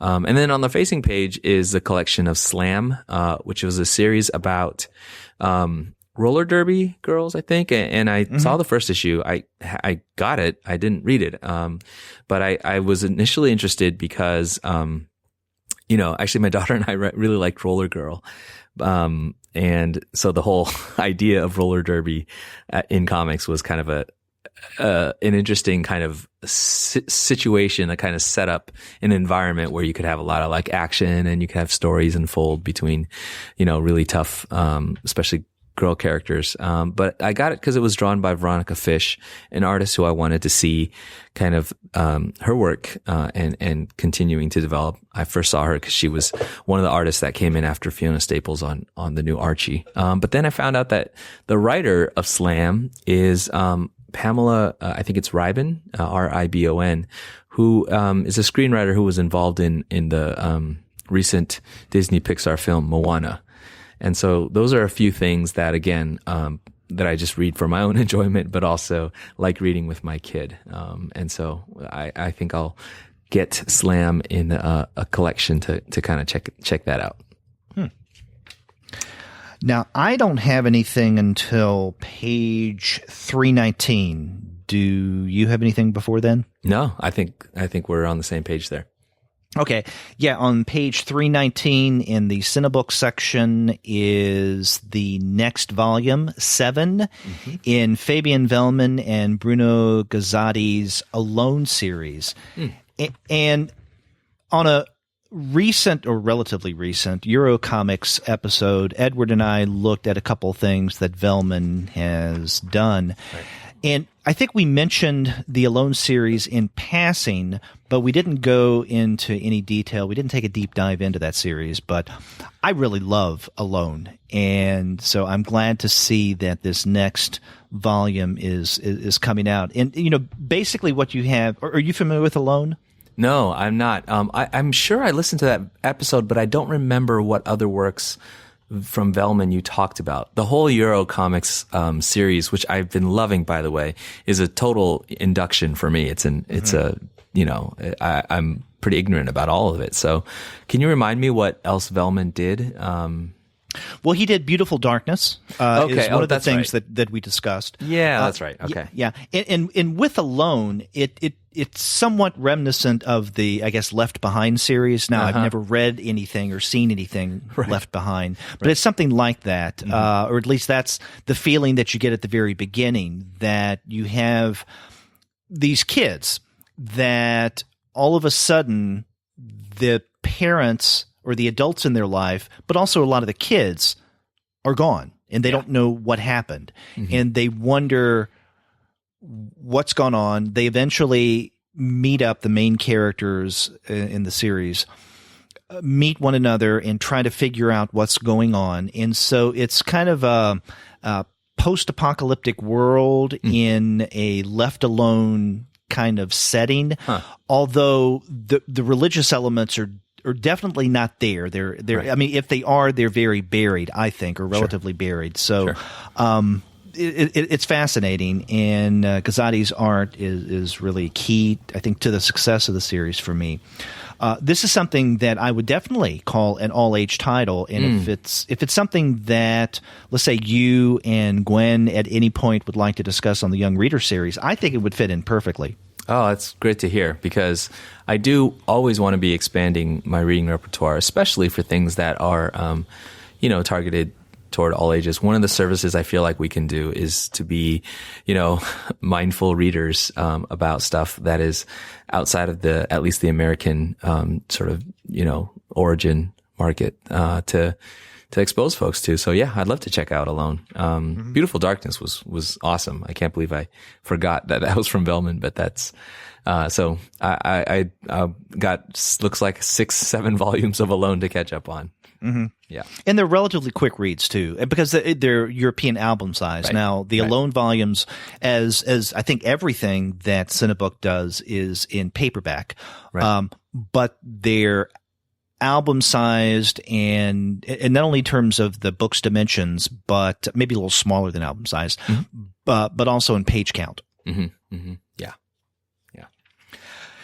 Now, on the topic of titles for young readers, if we look on page 320, there are a couple titles there that caught my attention in light of what you and Gwen do. Yeah. Did you see those under Clarion Books? I did. I assumed you weren't talking about Lady Death. Fish Girl on page 320 from Clarion Books by David Weisner and Donna Jo Napoli, art by David Weisner. And Weisner's a well-known children's book author. Actually has won the Caldecott medal 3 times. And so yeah, I pre-ordered Fish Girl already, and looking forward to reading it. It says that it is David Weisner bringing his rich visual imagination and trademark artistry to graphic novel format. His children's books, including Mr. Wuffle and many other titles. Some of them are actually wordless books, and so he's very much a visual storyteller. And this book is about a mermaid called Fish Girl, as it says, in a boardwalk aquarium has a chance encounter with an ordinary girl, and their growing friendship inspires Fish Girl's longing for freedom, independence, and a life beyond the aquarium tank. So, yeah, that's one I'm looking forward to. Maybe one that we will be able to talk about on the Young Readers edition as well. Yeah. And one right under that seems interesting. And this is by Eileen Lachin, Lint Boy. Yeah. And so this includes characters Lint Boy and Lint Bear. Mm-hmm. So if a narrative has characters that go by the name of Lint Boy and Lint Bear, then hold on to your seats. I have a lot of Lint Bear and Lint Boy in my closet. It's on the ground, falling out of my pockets. It also says a gently gothic, age-appropriate blend of Roald Dahl and Tim Burton. So it'll be interesting. Yeah. That's also on my list to check out. Okay, I go next to the Dynamite section. Do you have anything before then? I go Dynamite, and then yeah. That's where I am next. All I had was just to mention that Mighty Mouse is showing up. But did you have something else there?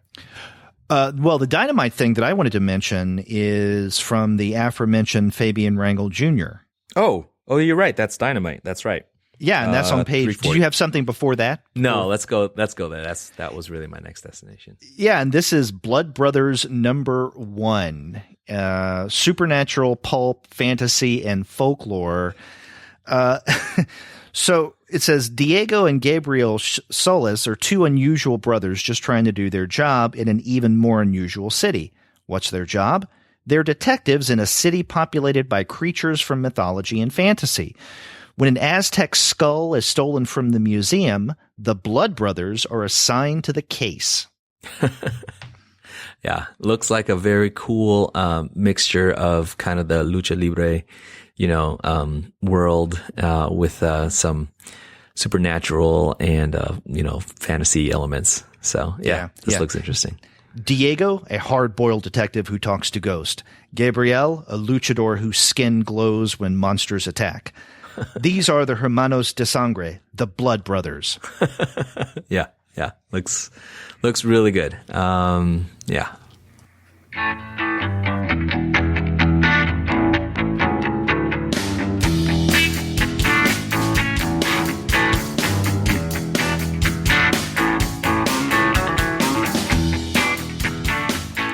So where do you go next? I'm at, let's see, 364. Do you have something before that? Let me check.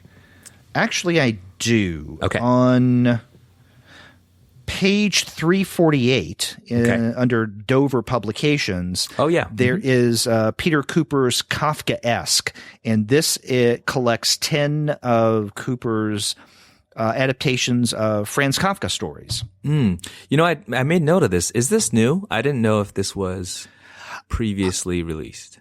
Well, I know that individual stories, or at least collections of maybe 2, perhaps 3 of the Kafka adaptations, have been previously published. I don't know if this is the first time that all of them, or at least 10, have been collected. And coming out from Dover, it's probably a good bet that it has come out previously, but who knows? Who knows? That's right. Yeah, Peter Cooper is another one of those creators who, I probably was exposed to through Comics Alternative, but I haven't read Ruins, is it? Yes. much else. So that's really good. That's some stuff I need to catch up on too. And then after that, I go to 353, Drawn and Quarterly. Yep. And this is Elise Gravel's If Found, Please Return to Elise Gravel.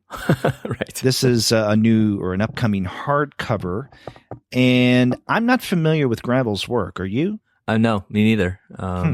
Yeah, I'm not sure what else. And it doesn't seem to list here what else she's done, assuming I get that pronoun right, which I probably shouldn't. Well, there it is in the solicit, actually. But it is pages from her sketchbook. That's what it says in the solicit. It says, Elise Gravel offers readers a sneak peek into her outrageously amusing sketchbook, where colorful monsters, imaginary friends, a grumpy things, or I guess it should be and grumpy things, but it says a grumpy things, reign supreme. Meet Donald, who sings off key, Francine, who likes to eat stones, and Marvin, the man with a lot of stuff in his beard.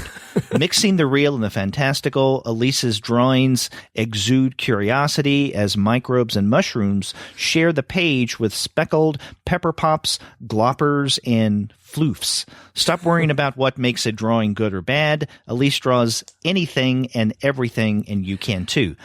So this is 100 pages. Now, you mentioned that it was a sketchbook, but there's something about the title that makes me wonder if this is one of those books that kind of plays around with our expectations of, nonfiction and fiction, or defining what autobiography is, because her name is in the very title, right? If found, please return to Elise Gravel. Yeah. And the name suggests the whole, stray sketchbook idea. But as we've seen with everything from Linda Berry to even the favorite thing is monsters, you can take that as a kind of right. Love that book. Yeah. A nice way to sort of signal a stream of consciousness, jotting things down as I'm in this is my little private composition book or journal, but it actually is a very carefully, crafted and thoughtful piece. So maybe this is that.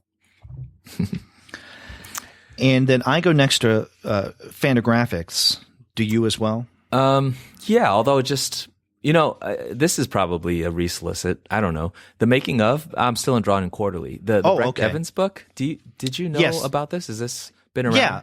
Oh, yeah. And in fact, everything else in Drawn and Quarterly is a resolicit. And, Got it. And that's usually what Drawn and Quarterly does. Sure. And more times than not, they resolicit books from a creator who has something new that they've also solicited. But, there's nothing, I guess, previously, at least through Drawn and Quarterly by Gravel, so we don't see it there. Yeah. But, we get not only Brett Evans's Making of, but also on that next page, 354, Panther. Right. Yeah. Panther was my first exposure to Evans. And so that's why, the Making of caught my attention. I was surprised by Panther and how much I connected with it. So I think I want to find out more about Mr. Evans's work. Yeah. The Making of is really good as well. So definitely check that out. Cool.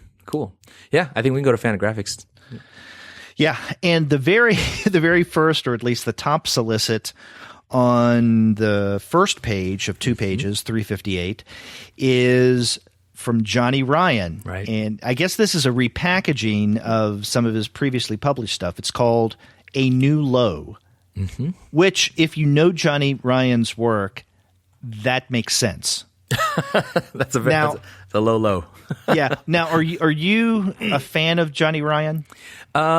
I don't know if I'm a fan in the sense that I've never been an avid follower, but I did read, what am I, Angry Youth? Yeah. Angry Youth Comics. Yeah. I did read that. And, it was fun. It was a good diversion. So yeah, I would be interested in this.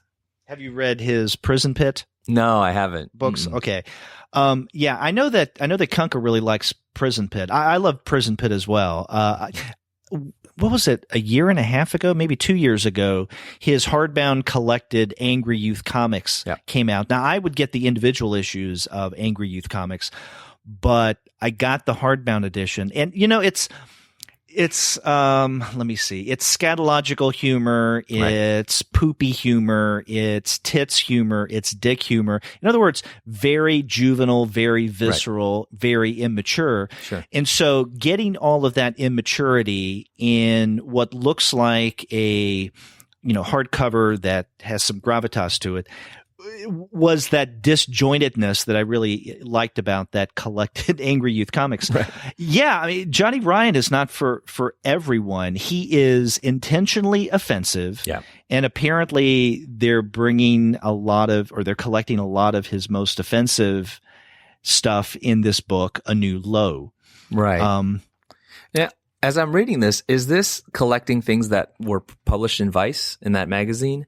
The first sentence leads me to think that says the, transgressively hilarious and politically incorrect comics to ever grace a glossy national magazine. So are these pieces that he did for Vice that they're collecting? Well, it could, I guess so. So. So these would be things that he didn't publish, I guess, previously in some of his other works, but only through Vice. Right. Yeah. Yeah. Again, Johnny Ryan may not be for everyone. Sure. But I really like him as kind of a guilty pleasure of mine. Yeah. As a kind of a side note, about a year and a half ago, I did an email-based interview with Seth. Mm-hmm. Right. And in that, and you can read that on the blog, Comics Alternative blog. And it's a rather lengthy interview. And at one point in the interview, I asked Seth what he thought of Johnny Ryan's caricature of him because, by far, Seth is not the only comics creator that Johnny Ryan makes fun of as kind of pretentious. And I didn't know what Seth's reaction would be. He politely responded in that he doesn't put any or he doesn't think about it much. And he more or less said something, and I'm paraphrasing here, that it kind of tells you the kind of guy that Johnny Ryan is. And I could tell from his response and the tone in that email response that he didn't like it, and he was restraining himself from saying anything else. And so I let it go. But he's an interesting creator.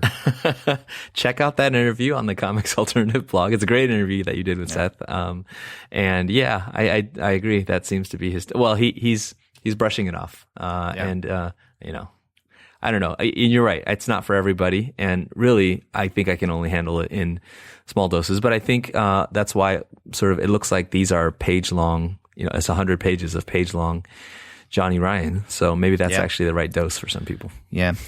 And then right under that, we have a new edition of Dave Cooper's Ripple, a predilection for Tina. And, Dave Cooper is someone that we haven't seen really anything from him that I'd know of in a really long time. Yeah, I remember hearing about this. It says it was originally published in 2004, so there it is. And then... Right. Have we had other things from Dave Cooper? Dave Cooper? Not that I'm aware of. And if he has, I don't know if it's been standalone books or even single issues of comics. Definitely not from Fantagraphics. Maybe things collected or included in anthologies here or there. But so it's interesting that they're coming out with a new edition of Ripple. Yeah. I wonder if that is to signal something else or just to bring it back into the availability. Yeah. And underneath that, also on page 358, is the next issue in Josh Bayer's all-time comics, Blind Justice #1. Yeah, I'm excited. I am holding Crime Destroyer right now in my hand, and it's so lurid, the colors. It's great. So yeah. And Andy and I had a great time talking with Josh the other week. And I was looking forward to this new series as it is, and then after talking with Josh, it whetted my appetite even further. Right. So I'm definitely on board for everything all-time comics. Yes. Al Milgrom on inking. Josh Bayer himself. So that'll be good. Yeah. And, something else that I'm on board for is also in Fantagraphics. This is on page 359, and this is Eric Haven's Vague Tales. I love Eric Haven's humor, and his stories are just so strange, outlandish, and offbeat. Anything he does, I'll read.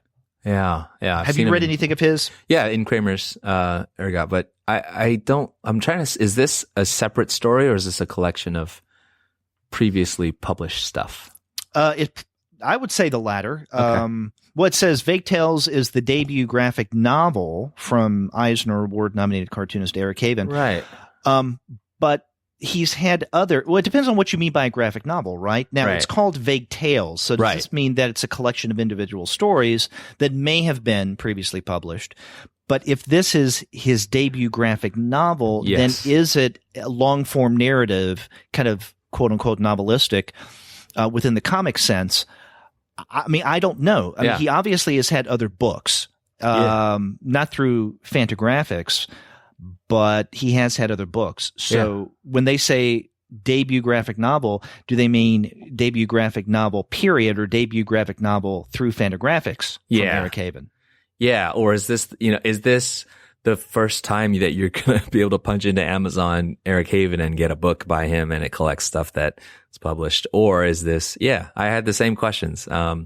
Hey, listeners, if you know, write in and let us know. Well, I've corresponded with Eric Haven. I guess I can email him and say, hey, what's the deal with Vague Tales? Yeah. That would be interesting. I think this is one to watch. It looks like it's, I'm gonna pick this up too. Anything else from Fantagraphics? Nope. Yep. So let's turn the page, and I'm sure you would like to say a few things about what we find on 360 in the second section. Yeah. And maybe also in the Farrah, Straus, Giroux section right above that. Farrah, Straus, and Giroux has the second book of they really kind of bury this because there's nowhere is it written the title of the first volume of this series, but Compass South by Hope Larson and Rebecca Mock was the first volume that came out a year ago, and Gwen and Andy on the Young Readers edition reviewed that, I believe. Really fun series about a pair of twins, twins and twins who try to claim a birthright inheritance and stuff, and set sail, and it's sort of adventure of that kind of swashbuckling vein. And this is the second volume called Knife's Edge, as I said, written by Hope Larson and illustrated by Rebecca Mock. And so that's, I think, one that both Gwen and I are looking forward to and are gonna be reading and maybe talking about on the Young Readers episode. We've talked about kind of getting into the second volumes of series like this and the Nameless City series from Faith Erin Hicks, and so those are all sort of on our horizon. And as you said, first second continues to have some interesting stuff, and so the Big Bad Fox graphic novel by Benjamin Renner is one, and that little kid-friendly little insignia is what I was mentioning earlier, where it's a clear signal of the audience here. But there's that, which is about a fox who wants to be the big fox on campus in the hen house, so it looks cute and fun. And then next to that, Making Sense, SCENTS, by Arthur Yorix and Shelley Paroline and Braden Lamb, who I wonder if Lamb is doing the coloring. I know Lamb's done a lot of coloring work in the past, but it seems like more in this case than just coloring. But Making Sense is about a character named Mickey, who is the black sheep of the family, seems, and they're the issue being that all of the siblings are bloodhounds. And so in the cover, you see a kid sniffing the ground with a pack of bloodhounds, learning to make sense, as it says in the title. So, more good stuff from First Second that I'll be keeping an eye on. Yeah. Now, you mentioned the second book in the Compass South series, and on page 411, I'm jumping ahead a little bit, you do have 4 Points Volume 1, Compass South, the first volume. And this is under Square Fish. Now, I would guess that Square Fish, and I should know this, is an imprint of Farrah, Straus, and Giroux. And if that's the case, I'm wondering why, because this is not the first time this has happened, that something under Square Fish isn't listed under Farrah, Straus, and Giroux, or even vice versa. But I do know that Farrah, Straus, and Giroux distributes First Second, and you got, alphabetically, Farrah, Straus, and Giroux comes before First Second, but also practically it's a good thing that they're together as well. So I'm wondering, in soliciting all this, why not just include the Compass South Volume 1 with the Farrah, Straus, and Giroux? Yes, a mystery to me. But I don't know. I mean, I always feel like when I'm reading about these works, these kinds of works in previews, that I'm not looking at the first place that these companies think about advertising. You know what I mean? So I wonder if it's a reflection of, we know that this isn't where most of our readership hangs out. And so, they're not as careful about that. I don't know. Just conjecture here on my part. So where do you go after First Second? I go to graphics, which is on 362. Okay. Did you catch wind of Philip Pullman graphic novel? So on apparently not.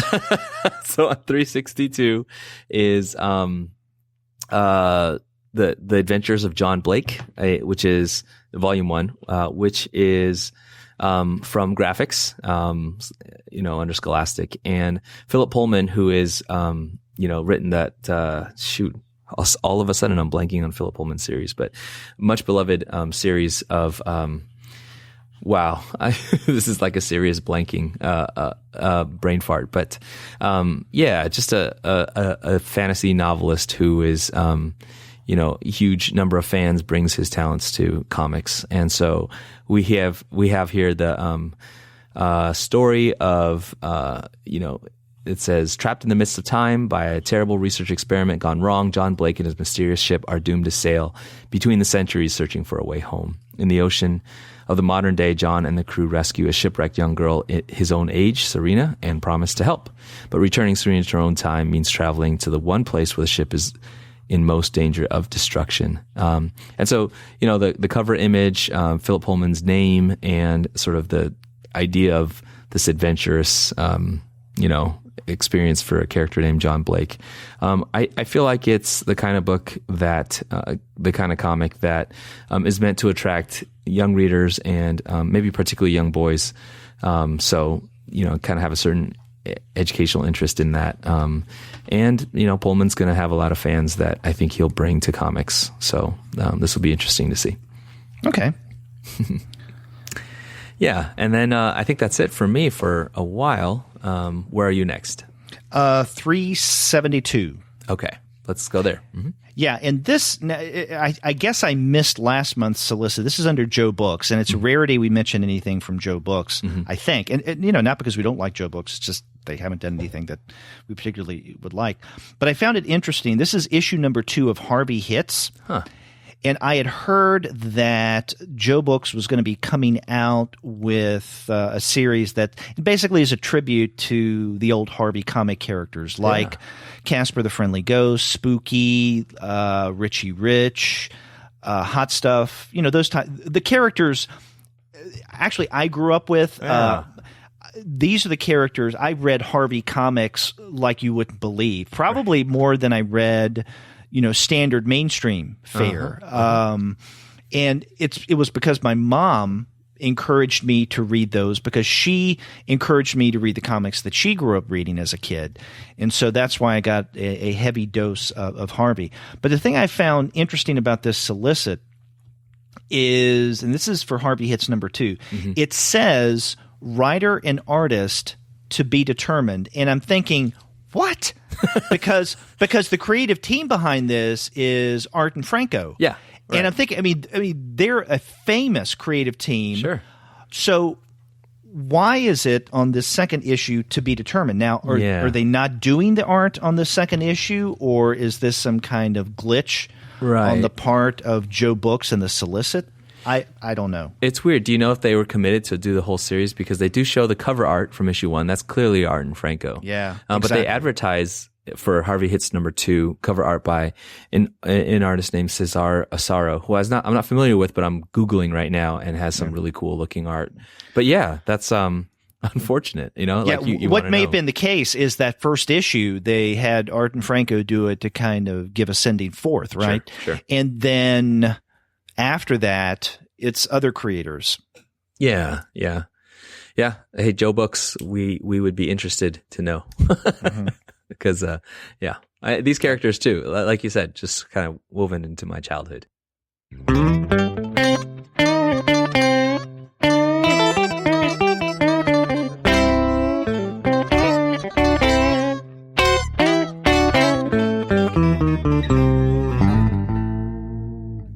Now, after that, I go to page 376 under the Knopf Publishing section. And this is a title that I'm much more familiar with than whether or not Art and Frank are doing anything else with the Harvey book for Joe Books.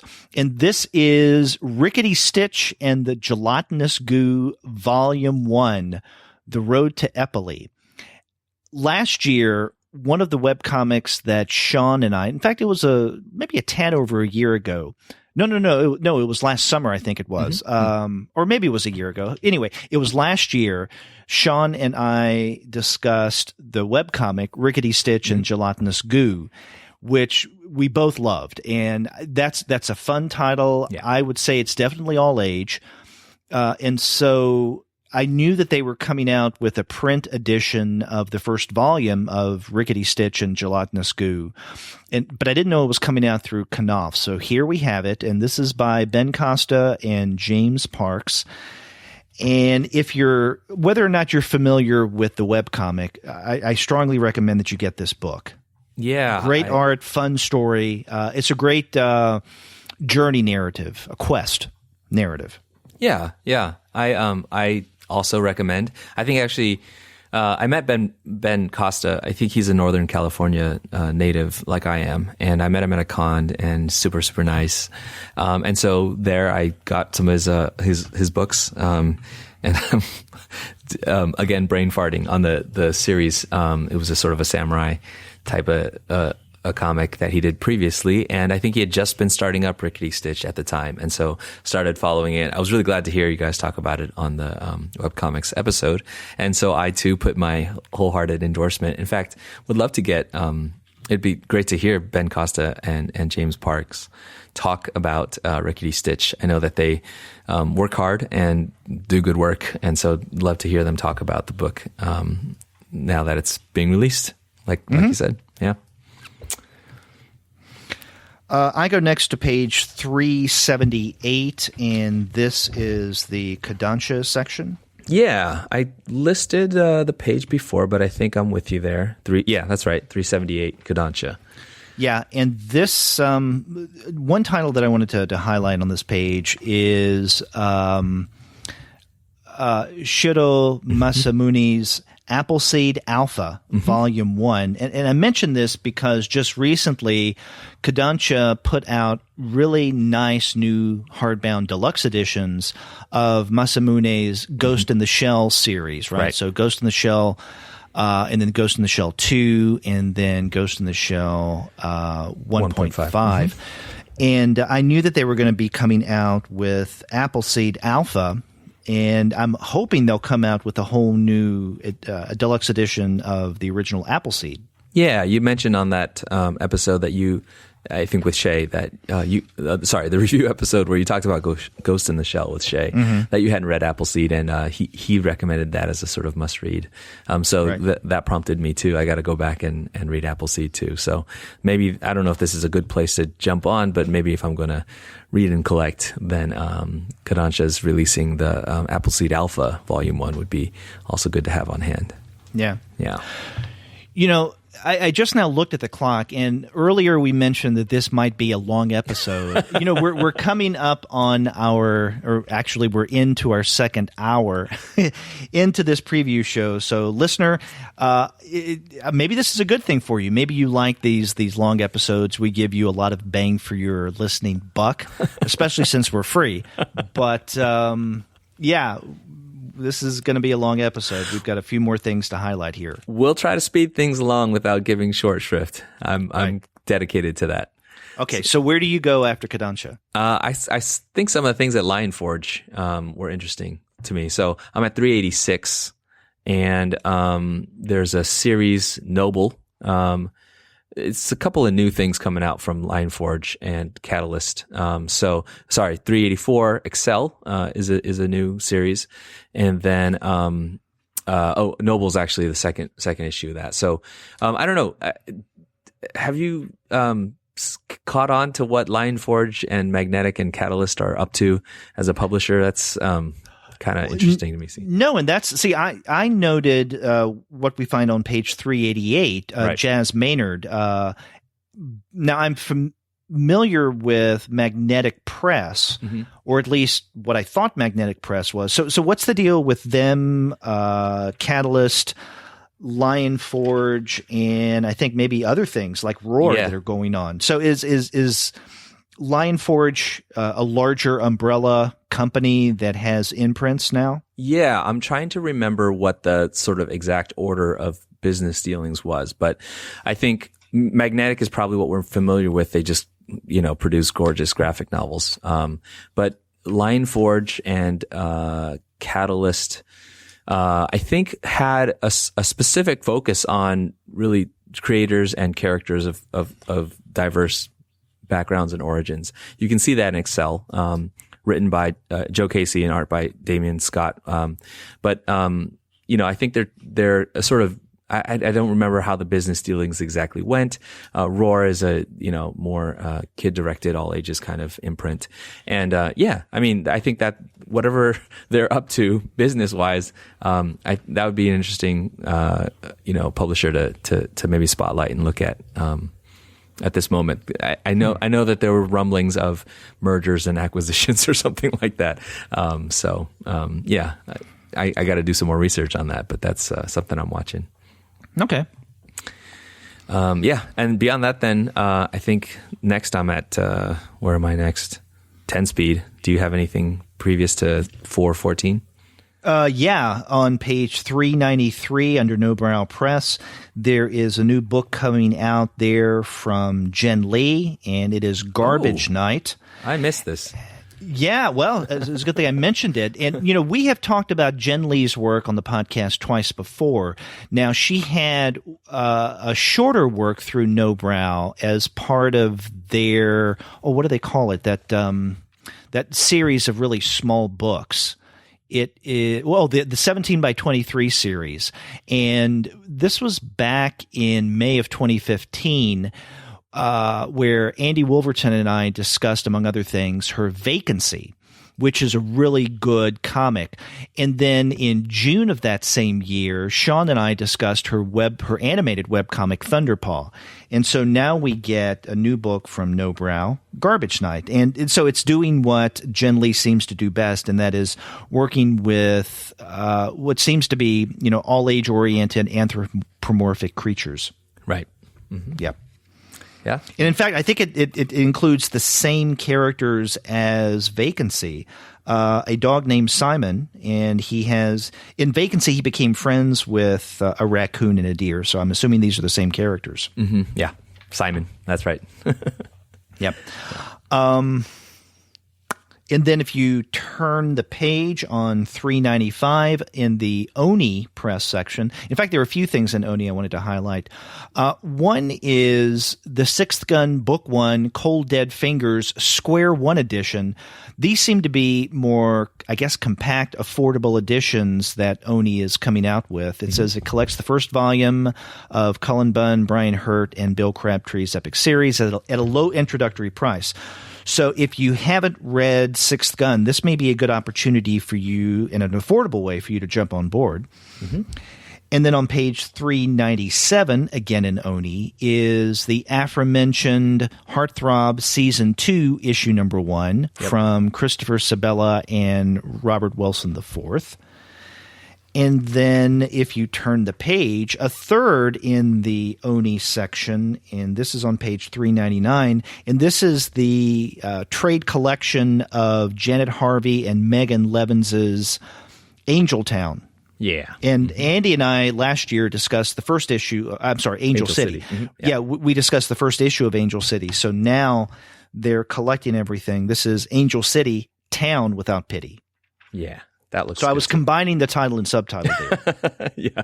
But no, that Angel City series does look good. I did want to catch it when it was collected, so I gotta jump onto that. As you said, Heartthrob Season 2 also, anybody who's reading Letter 44, that's coming to an end. That's on page 397. I think it's maybe the second to last issue of that series too. Mm. And you say you go where next? I am at just 10 Speed has this life-changing manga of tidying up.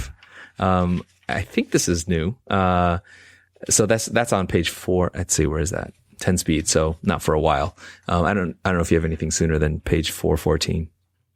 Well, more in passing than anything, because I probably am not going to get this, even though I'd like to if I had more money. On 411, under Sunday Press section, is Foolish Questions and Other Odd Observations. Yes. Rube Goldberg, Early Comics, 1909 through 1919. So if you're a comics historian, this is definitely something that you should get. And actually, it is rather affordable for what it is. It's $35. But again, with all the other things that I usually get, I probably can't afford it. But yeah, if you like Rube Goldberg, this is some of his early stuff. Sure. I think 10 by 10 is the right size to reprint the Goldberg stuff, considering its original size. But yeah, Sunday Press took enough of my money. I'm with you on moving on. But always worth mentioning the incredible reprints they do. Right. But now on page 414.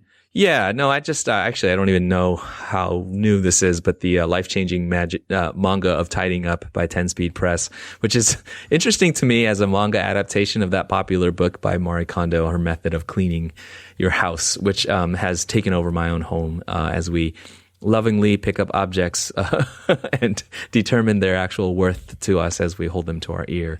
But how that gets adopted, the KonMari method as it's described in the life-changing magic of Tidying Up, gets adopted to comics by 10 Speed.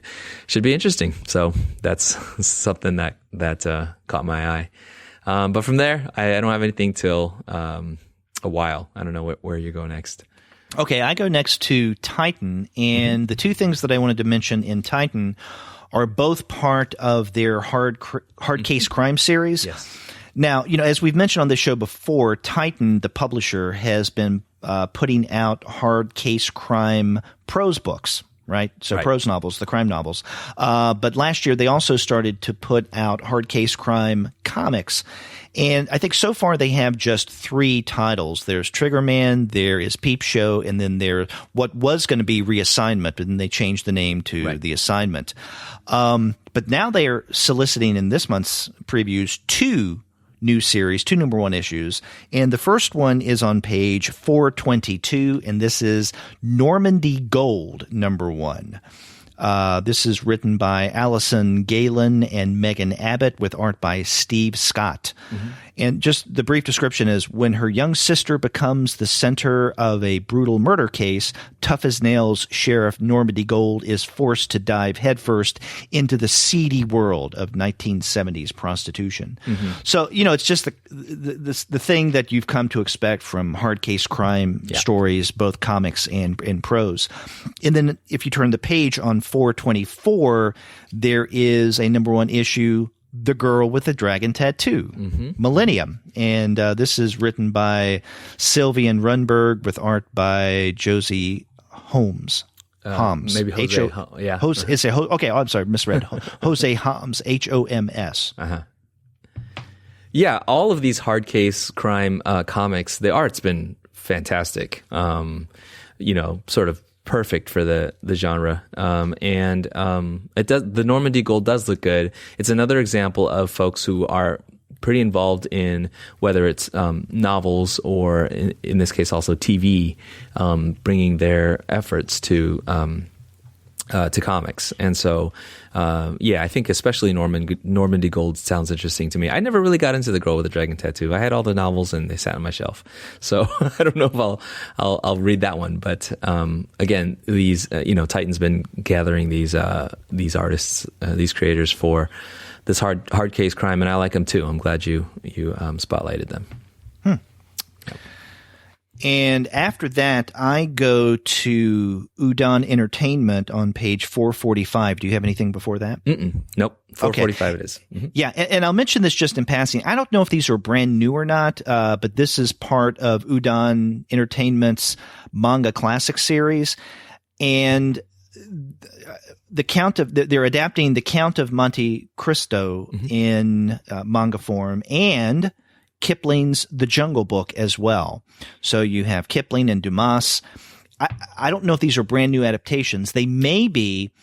And I mention this because I'm familiar with an earlier adaptation that Udon did, and this came out back in relatively early 2015. Adaptation, the manga adaptation of Nathaniel Hawthorne's The Scarlet Letter.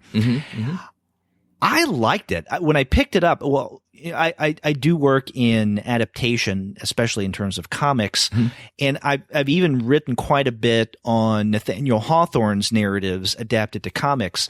This book, The Scarlet Letter manga classic from Udon, came out maybe about a year or two after my essay was published, so I was excited to see what this was about. A little skeptical because sometimes I've seen manga adaptations of classics, and they're okay, kind of hit or miss.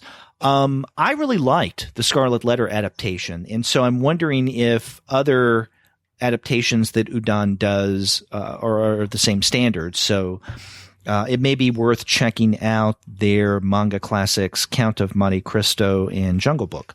Yeah, and I would say for anybody who may be listening and who is more of a Johnny Ryan than a Manga Classics, that being in schools as much as I am and looking at what's on library bookshelves, kids are reading these. Kids are reading these because the manga aesthetic and style is familiar and comfortable for them, and because teachers and librarians think about how to make classic, quote unquote classic works of literature accessible to students, and this is one of the ways that they do it. And so from that angle, as you said, from questions of adaptation, I think these are super interesting, and maybe they're a lot of fun. We'll see.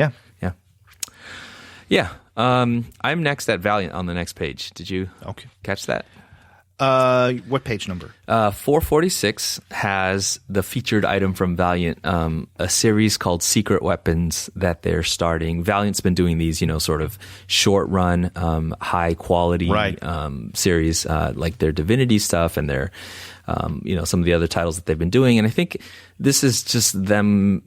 I see this as Valiant kind of continuing to push out beyond, where they started with a lot of very kind of superhero familiar types of titles, and trying to really kind of craft a kind of story with the expectations that come with it that's unique for them. And that some of them I think are pretty good. So this one looks like, it says a prestige format limited series, a bunch of new heroes. Here we have another screenwriter brought over into comics with artist Raul Allen, and I guess I've been enjoying these prestige format series that Valiant's been doing. It's an interesting kind of marketing experiment, and so I'll see this one too. Yeah, I really do like what Valiant's doing, and we don't talk about Valiant enough on the Comics Alternative. Now, a few years ago, we did – this is – within that first year of Valiant coming back, and before things got, too active and hot and heavy, we decided to do a publisher spotlight on Valiant. And we've also talked about the occasional Valiant title here or there, like the very first Divinity. I think we looked at the first 2 issues of Divinity 1. We've discussed Faith on the show as well. But it's not often that we do, and I think because much of what Valiant does is reminiscent of mainstream superhero stuff, which again is great, but we try to steer clear of the mainstream superheroes, although Valiant is not DC or Marvel, so we could include discussions of some of their titles like Faith in it, but we just don't do it enough. But I'm with you. I really do like what Valiant's doing. Yeah. Definitely. And then, as we were saying, lots of Valiant stuff continuing to come out. I don't have anything there.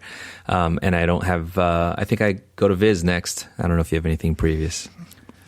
Right before Viz, this is on page 457 in the vertical comics section. New upcoming volumes of 2 series that Shay and I have discussed on the show previously. Blame, Volume 4, is solicited on page 457, as well as Mysterious Girlfriend X, Volume 6. Yeah. Yep. Am I crazy? Is it actually supposed to be Blam? even though it's clearly blame. I thought you said something wrong. Okay. We did say that, I think, on the December manga show, that we may have been calling it blame, but I think Shay had mentioned that it looks like blame, right? But it should phonetically be blam, right. Yeah. Which makes sense given what that title is about. Yeah.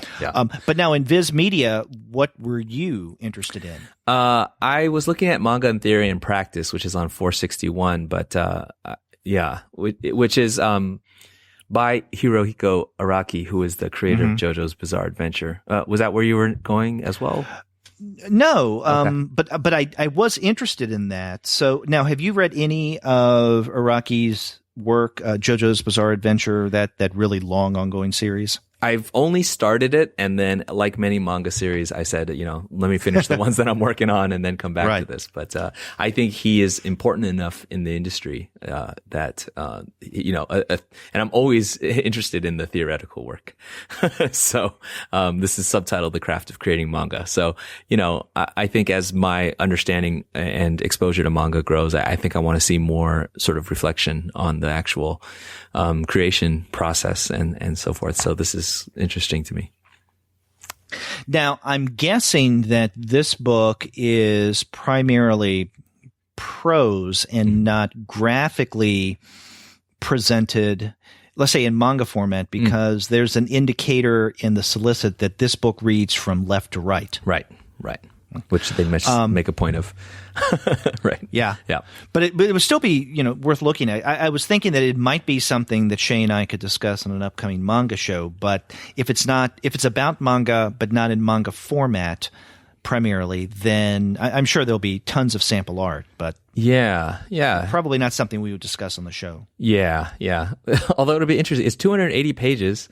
As you said, left to right, and as you're saying, maybe prose. Yet he talks about methodology for storytelling inspired by the great Ernest Hemingway. So, I'm so curious what his prose will sound like. Well, then again, didn't Donald Trump call himself the Ernest Hemingway of Twitter? Oh, my goodness. Yeah. So comparisons to Ernest Hemingway, I think they've lost a lot of cachet given our current quote unquote president. Right. But no, a couple pages before that, this is the very first solicit in the Viz Media section on page 459. Golden Kamui, I don't know if I'm pronouncing that correct. Sure. Kamuy, and this is by Sorotu Noda. This is the Golden Kamui Volume 1. It does look interesting. It's something that we could possibly discuss on the manga show. It says, in early 20th century, the Russo-Japanese war veteran Siachi Immortal Sugimoto scratches out a meager existence during the post-war gold rush on the wild frontier of Hokkaido. When he stumbles across a map to a fortune in hidden Ainu gold, he sets off on a treacherous quest to find it, and then it just goes on from there. But it looks interesting, and the art is appealing as well. Yeah, that does look good. And again, if you're like me, and thanks to the manga episodes with Shay and Derek, you're broadening your exposure. I like the idea of a series starting at volume 1 and trying to keep up with it as they release. Speaking of, I have been keeping up with Goodnight Punpun, and it looks like they're soliciting volume 6, which I think is the second to last. I don't know. Is it the second to last? I could be wrong. I know there's a 7 for sure, but this is 6. So this is solicited on page 464, and I'm excited. I really do love Goodnight Punpun. I just recently got, I guess it's volume 5, I think it is, or 4, whatever one I just got from Viz through Discount Comic Book Service. Yep, we use them, and you should too. That's right. So this was one of my favorite titles from last year. Yeah, Goodnight Punpun. Really good. I mean, Asano's is genius level, and I'm reading along too. So this is good. Yeah. Well, after Viz, I go to Z2 Comics on page 470. Perfect. That's my closer, actually. So okay, well then you take it, my friend. Oh, just Murder Ballads, trade paperback, and there's actually the solicit on 470, but also some. Am I wrong about that? Oh, maybe, where did I see that? I thought I saw, oh yeah, the previous page is a full page ad for it. Right. And, the image is a skeleton in a hood and robe playing guitar, which points to, it being comics, that also connects, with music. And so there's some original music from, Dan Auerbach of the Black Keys, that go along with, this comic from Z2. And so it's there's a soundtrack that goes with this, but it's written by Gabe Soria and art by Paul Renwand. Yeah, I think just the connection to music and the idea of having, sort of the audio track to go with the visual comics reading is interesting to me. And, in this story, our main character comes upon some African American brothers who are playing the blues. All that is really interesting and appealing to me. Do you know more about this title beyond that? No, I don't. And I don't even listen to their music, Black Keys music. But, right. It does look interesting, and it's something that I had marked of possibly getting to know more. But, it's not often, as you pointed out, that we have music that comes out alongside comics. Right. But the aforementioned Rickety Stitch and Gelatinous Goo, that first volume that is collected, The Road to Epoli, there is an original song, The Road to Epoli, that they released, I think, in their SoundCloud account that accompanies the webcomic and now the soon-to-be trade. Yeah. I know that Z2 is also publishing another book called Instrumental.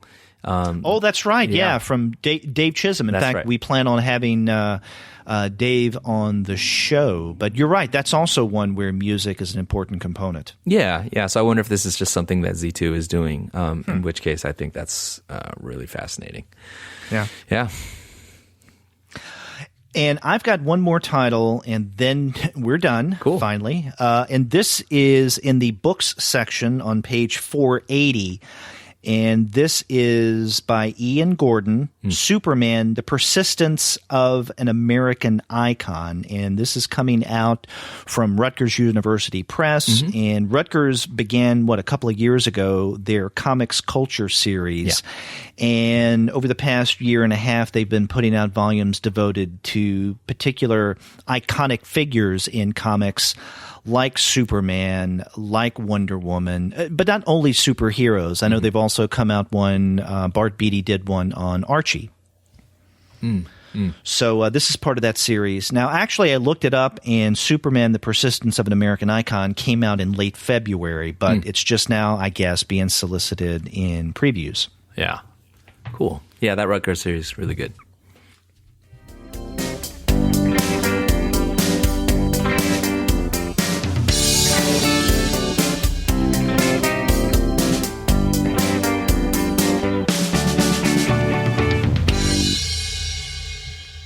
And there you have it. Completed the marathon. And Paul's marathon April previews episode. I think we went on for almost as long as the muscular dystrophy Jerry Lewis telethon, didn't we? Yeah, let's take it as a measure of our enthusiasm, that with Jerry Lewis-like enthusiasm, we have thrown ourselves into this task. Exactly. But any excuse I can use to bring up Jerry Lewis in this podcast, I'll take. Hey, and any chance I get to just chat comics with you, I will take. So I'm glad that we did this.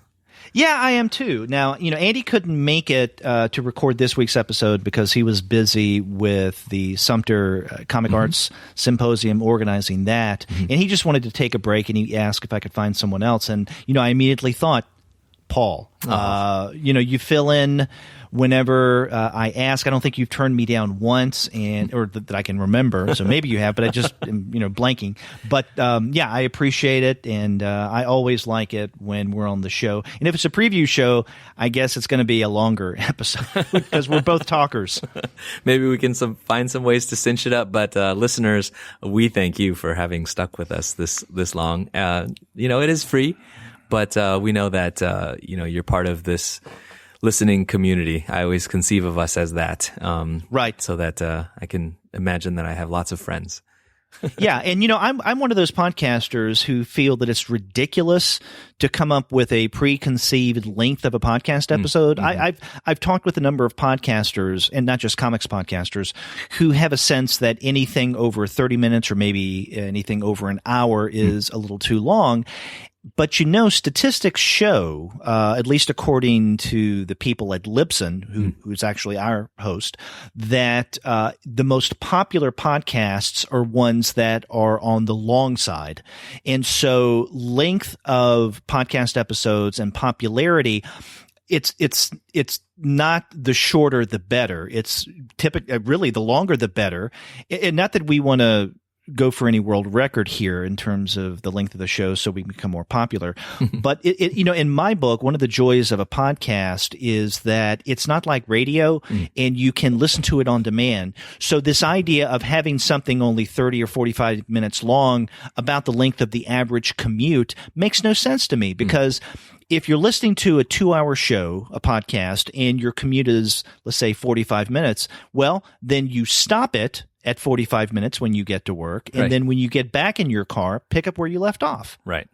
It's not as if you have to schedule your life around the show like terrestrial radio or television. It's on demand. You can listen to it as you will, either streaming or downloading. So there you go. Yeah. And the other thing about, the options that podcasts give you is that some people have already maybe stopped. They're tired of Paul agreeing and saying I'll check that out, and so they're not listening anymore. But others who are, this is like it's almost like a members meeting of a community, of an institution. When we do these previews episodes, we look at a fairly broad swath of what's out there. And so I assume that people who've listened this far are the kind of interested readers and really part of the common reading community that we cherish here. And so let me just reiterate my plea. If you are interested in, perhaps writing for the blog, or you just want to interact with us through email or through social media or whatever, please contact us. I think, it's obvious to me, Derek, how much that you value that, because you always take time to recognize emails and messages from our listeners, and I just want to, kind of heartily agree with that and appreciate folks out there as well. So thank you, and we definitely want people to get in touch with us. But we also want you guys to check out the comics that you can find at great discounts from the sponsor of this episode, and that is Discount Comic Book Service. So please go to dcbservice.com. You will not be disappointed. They have a ton of discounts every single month, and April is no different. And then after you do get your comics there at dcbservice.com, get in touch with us and let us know what you thought about our extra long April previews discussion. If you go to the website, comicsalternative.com, you'll find that you can leave us a voice message online via SpeakPipe. Or you can call us the old-fashioned way by picking up the phone and dialing 4153-COMICS. That's 415-326-6427. You can also reach us by email at 2guys@comicsalternative.com, or I'm at paul@comicsalternative.com if you want to directly message me to tell me how how I needlessly lengthen these episodes. Derek is at Derek at 2guys. Derek is at Derek@comicsalternative.com. We're also on Twitter at 2guys with PhDs. That's the number 2. And you can find us on Facebook, Tumblr, Instagram, Google+, Goodreads, and Pinterest, and YouTube.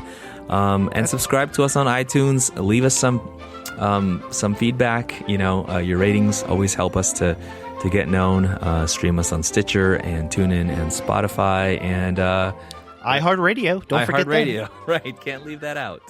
That's right, and Google Play Music.